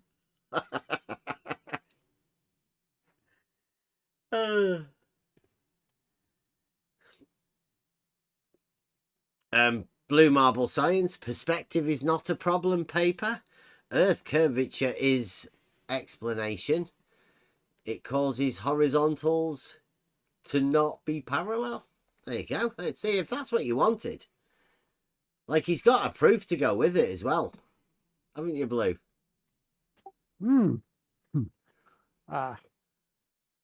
Perspective makes in, and if I am talking about perspective, I am talking about vision through a lens, to be clear. So all parallels going through a lens are no longer parallel. So I'm talking about vision, and this is not a problem in perspective. But they are still straight lines. It does not explain why they should be curved. The perspective will not explain that there is some curvature.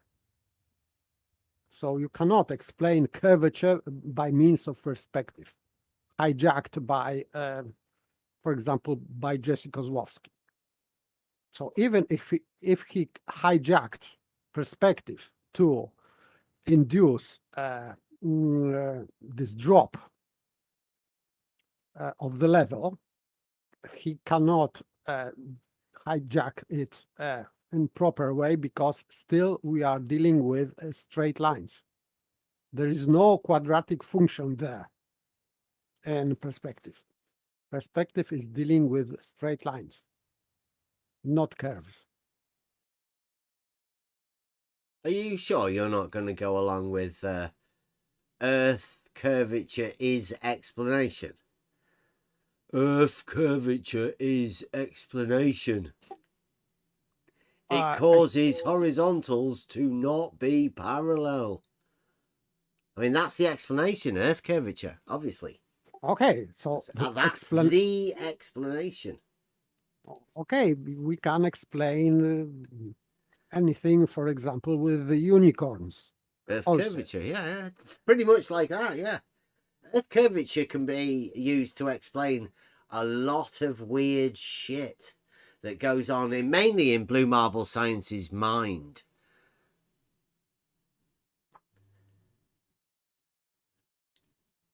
Really stupid shit like Earth curve.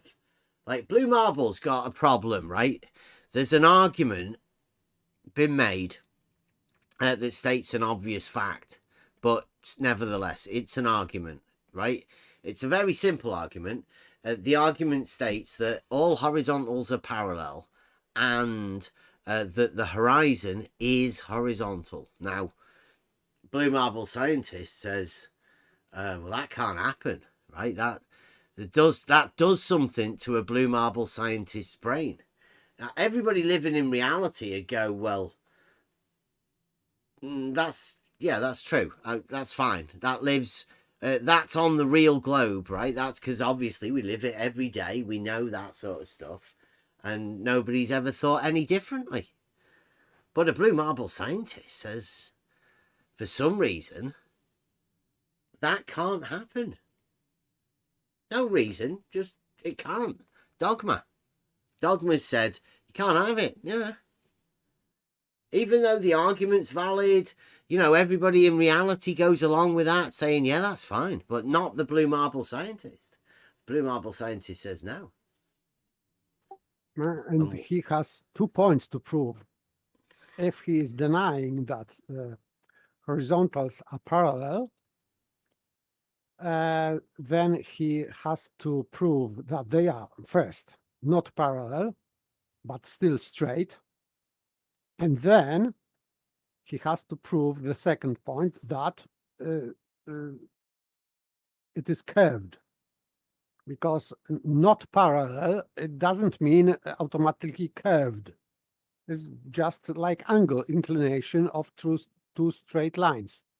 So the second thing is to prove that one of these lines of creating an angle is curved. So, and this is what Jesse Gordon is trying to induce to a simple angle, let's say, measurement. He is inducing into that this quadratic function. So this is just nonsense, geometrical nonsense. I don't know why Blue Marble Science is taking that way, but okay. It's because he's ignorant of actual geometry. I mean, unfortunately, and absolutely ignorant of logic. No, like his logical system has been exploded, and it's pretty obvious to see. He has a few people that can paralogize with him, and they can support each other in like a support group. Obviously, that most of them hang around in YouTube chats where people talk about reality and bring up arguments, but these arguments, they can't keep away from them. They trigger them too much. They have to falsify these arguments, but sometimes the arguments are just so real. They can't really be rebutted. Other than to go back and fall back on stupid shit like Earth curvature is the explanation. Or Earth curvature is explanation. Stefan Mood again insists, but Stefan Mood, it is measured that horizontals are parallel and verticals are perpendicular to horizontal, or horizontals even. So it is measured always. So the burden of proof is on you, Stefan, to prove that at long distances, these measurements are not, they don't apply, because on big distance, for example, verticals would be divergent or curving bendizontal, whatever. But this is not what it is given. Given is that we have perpendicular vertical with horizontal and parallel horizontals and verticals also, plumb bobs. If you can hang two plumb bobs in like 2 meters or 3 meters away, you can see that they are parallel. So the burden of proof that they are not parallel, plumb bobs, is on you, not on Bev. We could see many times on his whiteboard 2 plumb bobs hanging. So they are parallel. So the burden of proof that they are not parallel is on you, Stefan, not on Bev. Sorry.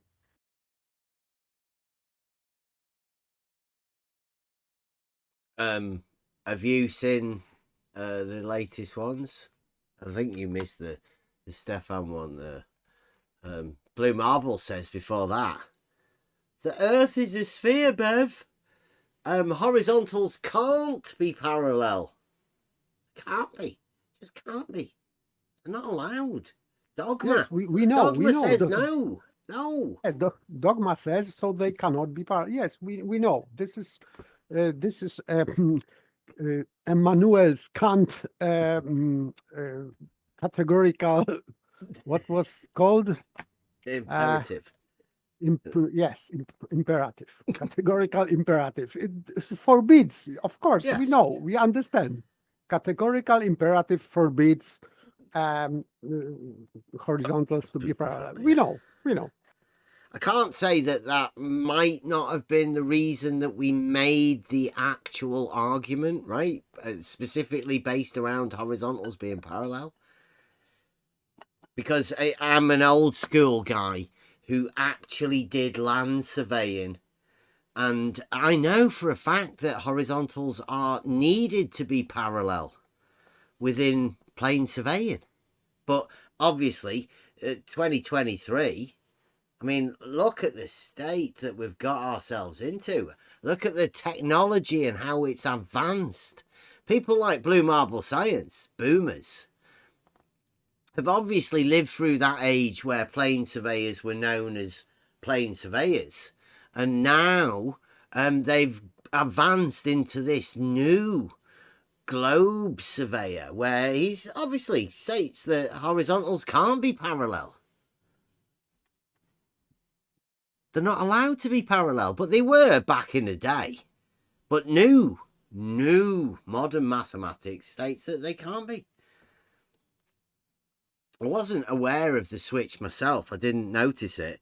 And that's why I'm still an old school guy.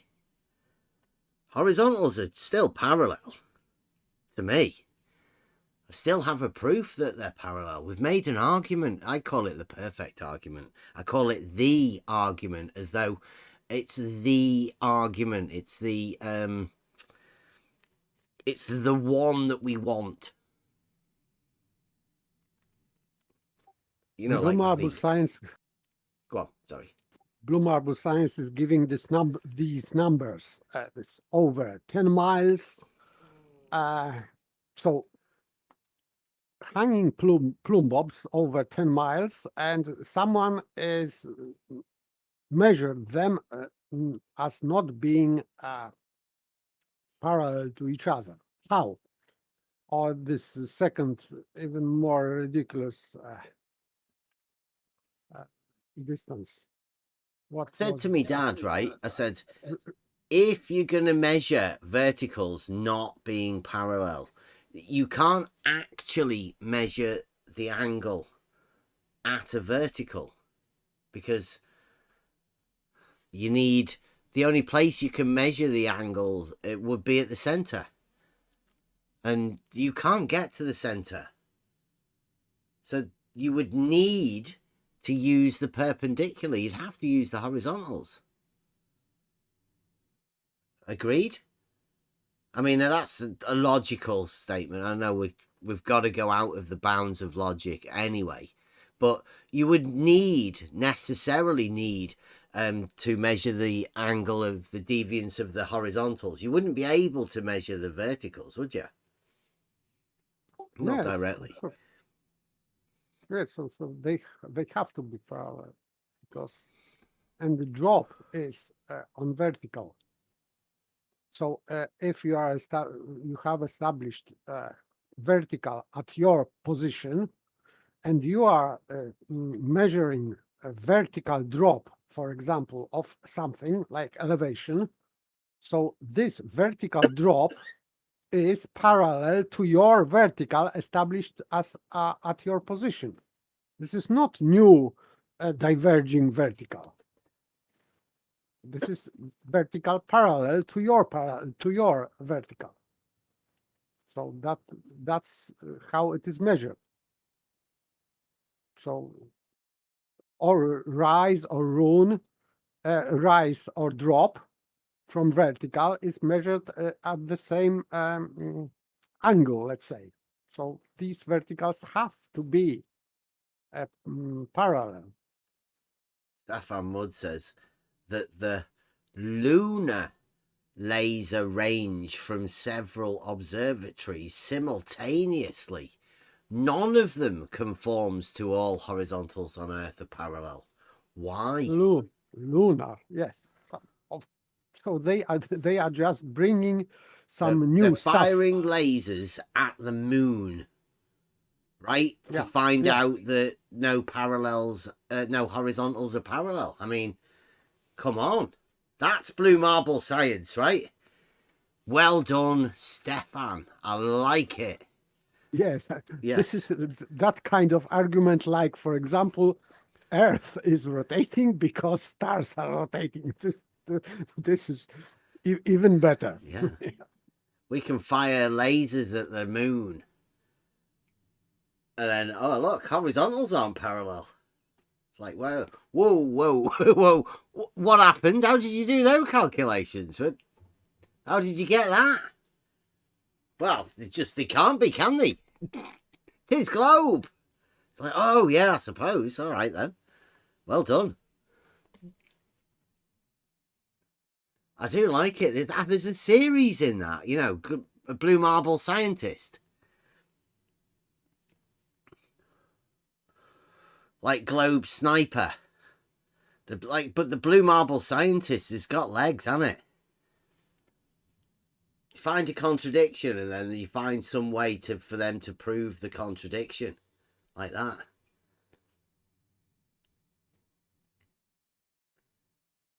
Firing lasers.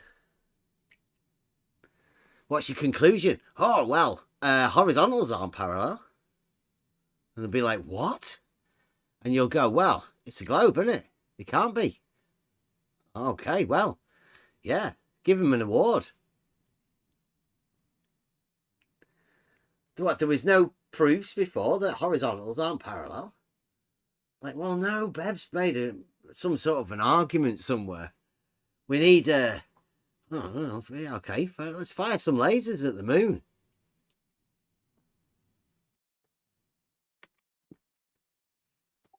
Yes, this is circular reasoning.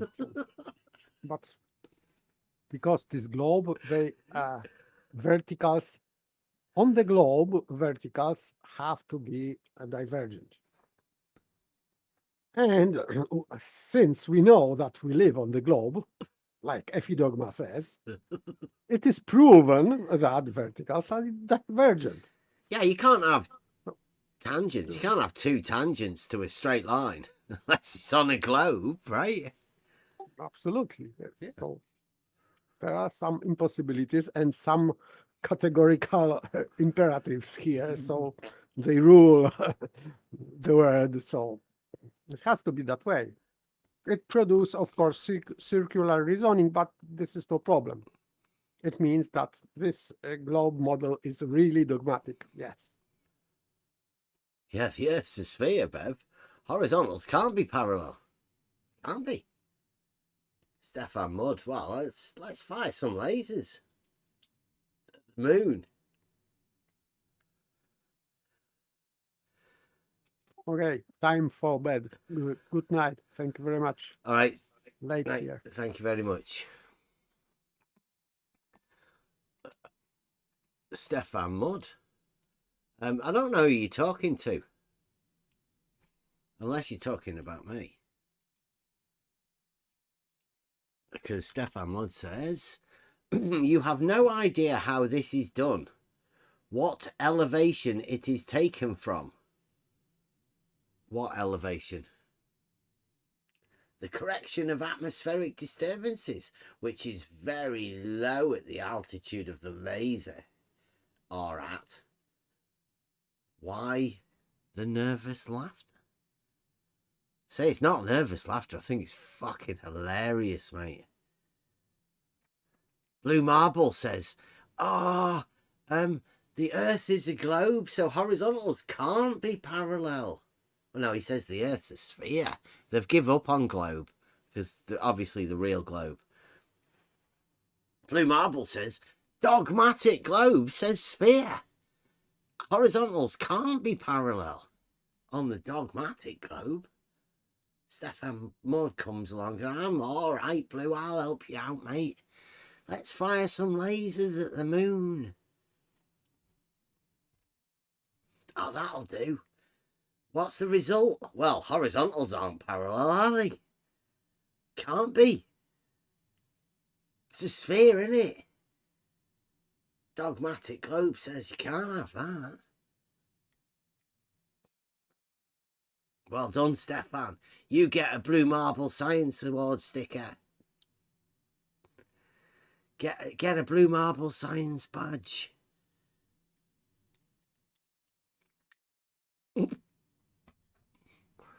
We do that. Should we do that? We get a t-shirt with a Blue Marble Science badge. Or we should get some stickers.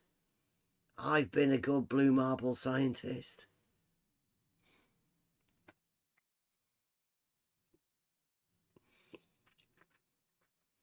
Blue Marble Scientist t-shirts.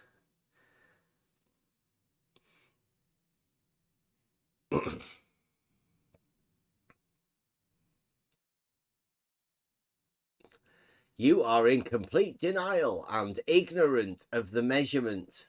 Go on, inform us. What are the measurements? So I'm not ignorant of them. You don't even know or understand what you are denying, Bev. I'm not denying anything. I think it's fucking hilarious. It gets funnier the more you say it, Stefan. I mean, please do carry on. They fire lasers at the moon, and come to the conclusion that horizontals aren't parallel. That's blue marble science. I fully believe you do it, Stefan. You have to. I mean, you have to find some way that horizontals aren't parallel because they're not allowed to be.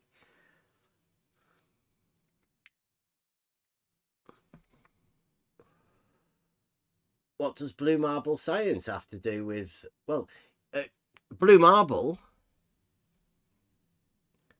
right, is the thing that you live on. That's your model. That's the monad. And the science is the firing lasers from the blue marble.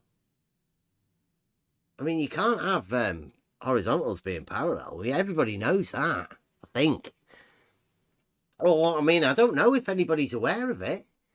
Is everyone aware that horizontals can't be parallel on the globe, even though the arguments and everybody knows that they are? Is everyone aware that they're not allowed to be on the globe model? Well, the dogmatic globe, anyway.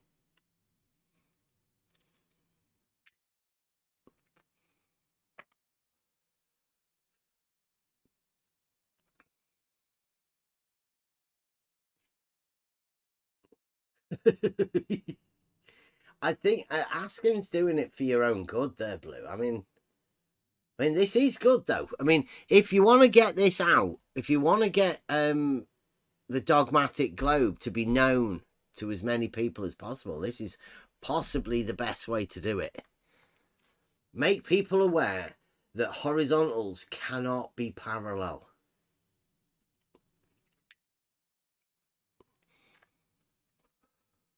Dogmatic globe proof right there. Thank you very much.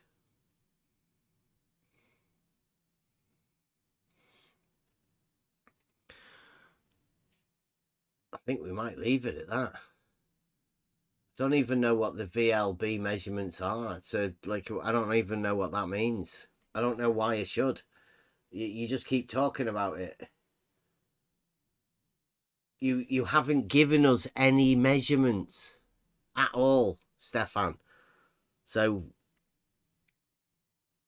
I'm not too sure. You come with data supporting your position.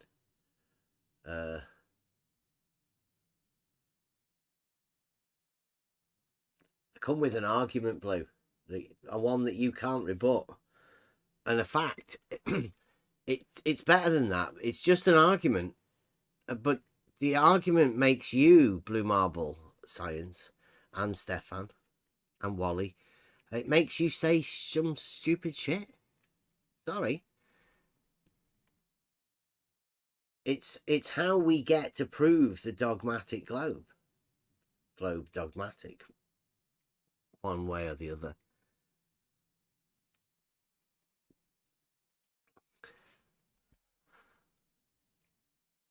So thank you very much for joining us. Is it Thursday? This was a you can do fuck all with an angle stream. Ended up with horizontals and an argument. Maybe a few triggered Blue Marble scientists. Maybe we triggered the Blue Marble science. Hey, he's got some proof. Well, he has to have some proof.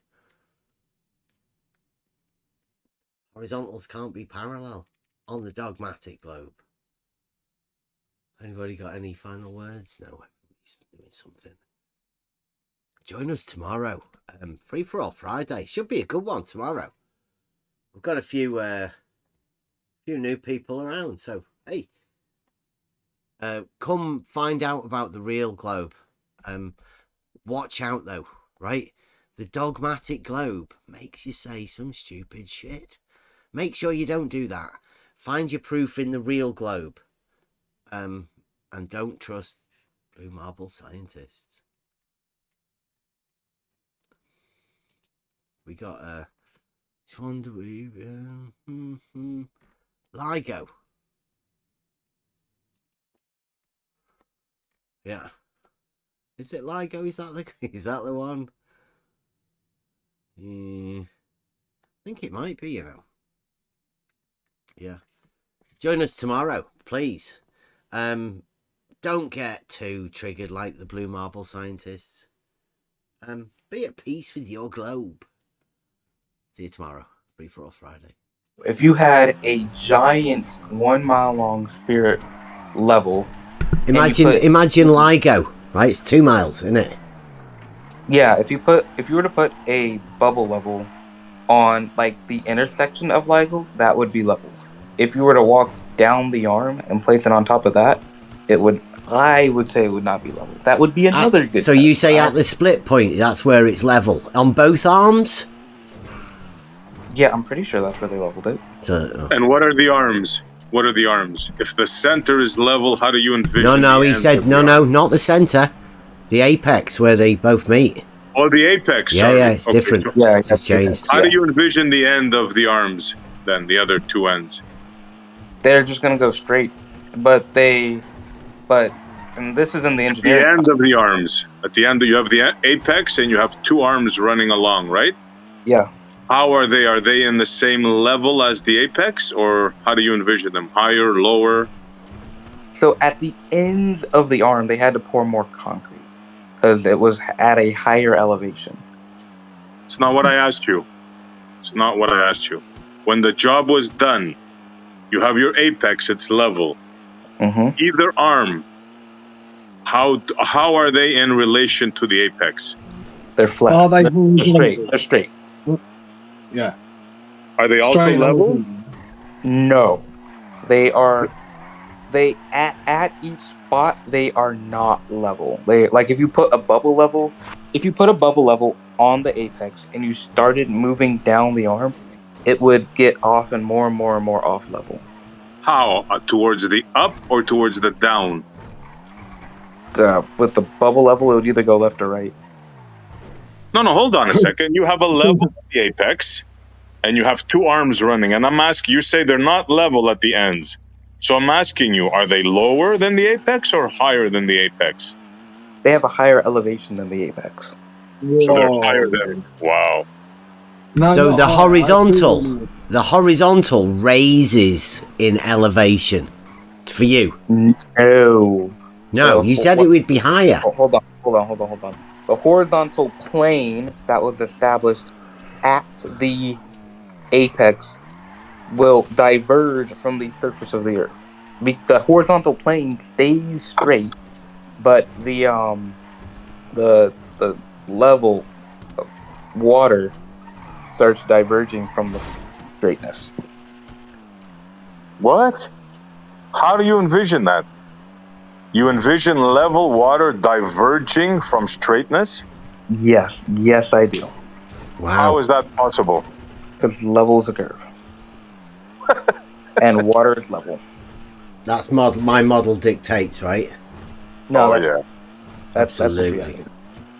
But as I was saying, like, if we go back to the straight line test, you would be able to see which one's true. If water is curved, then there will be an angle.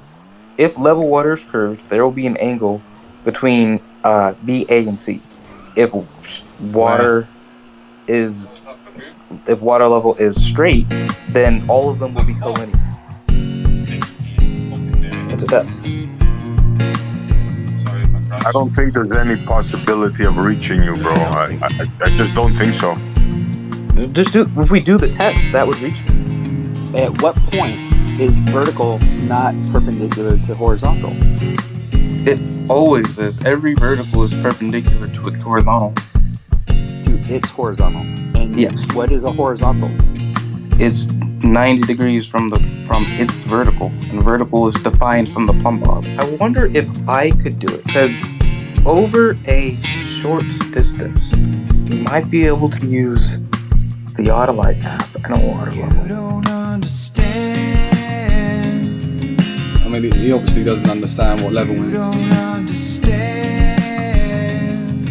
You don't understand. Hold on. It's not my problem if you don't want to learn. You're just on your own.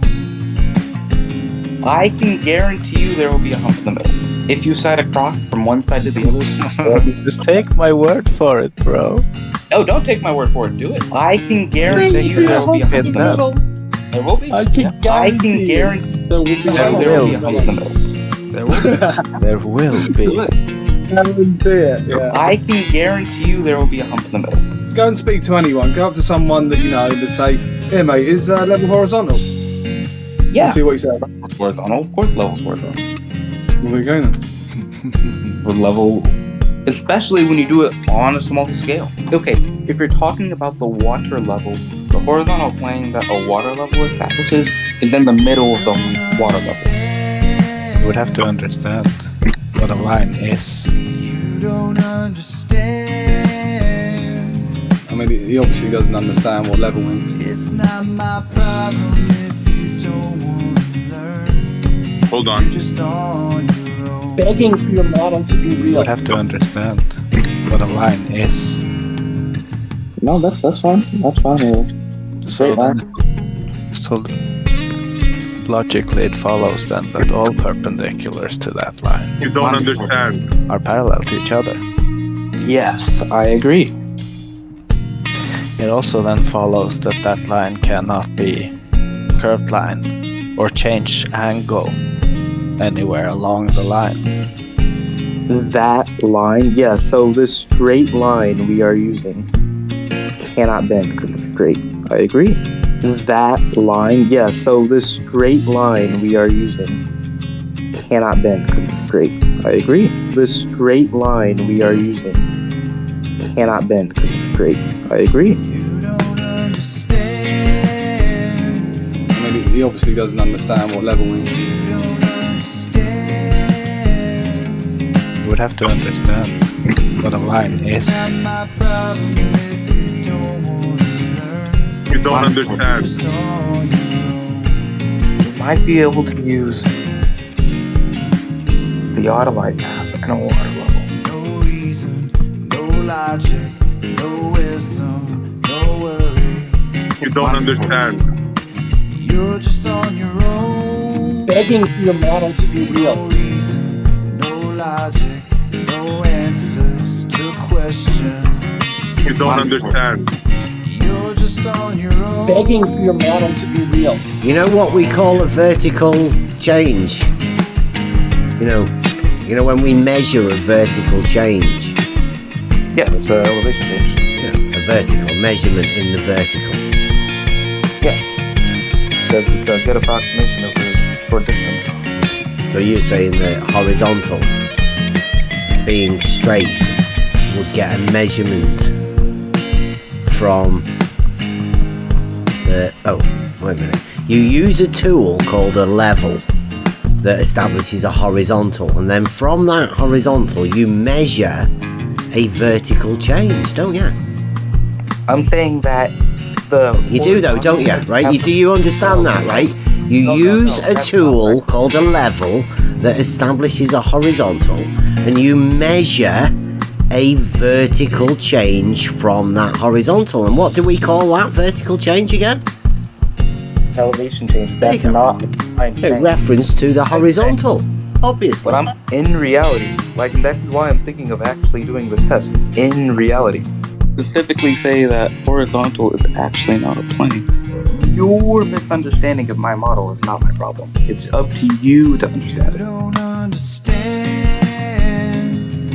You don't understand. Hold on. You don't understand. I mean, he obviously doesn't understand what level means. It's not my problem if you don't want to learn. You're just on your own.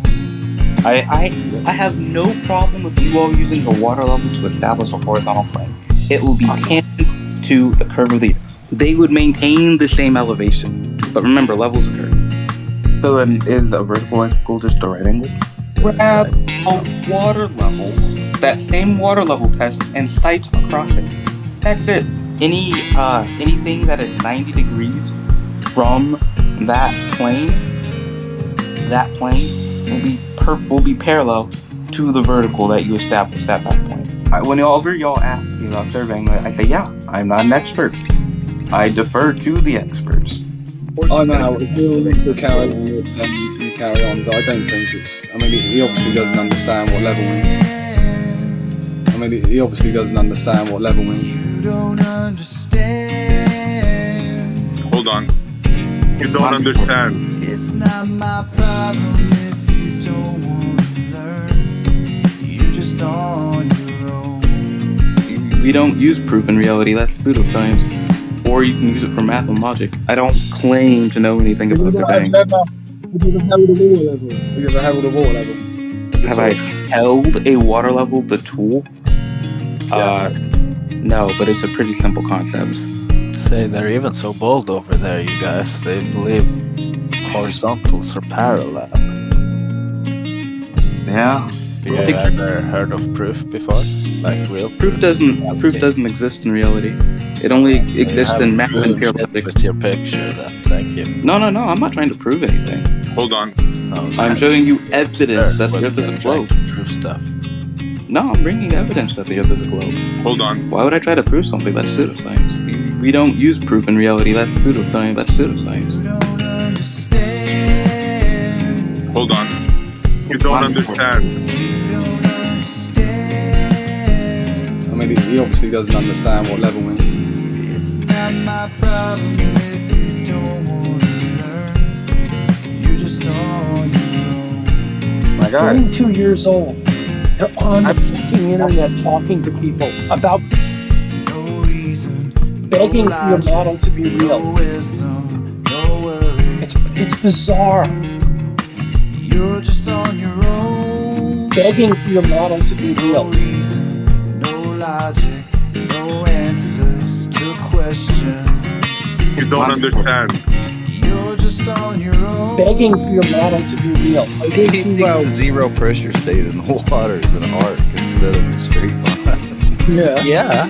I'm not laughing at Tom. I'm laughing at the theoretical conversation. Hey, there's some people who think level is horizontal and they want you all to talk about.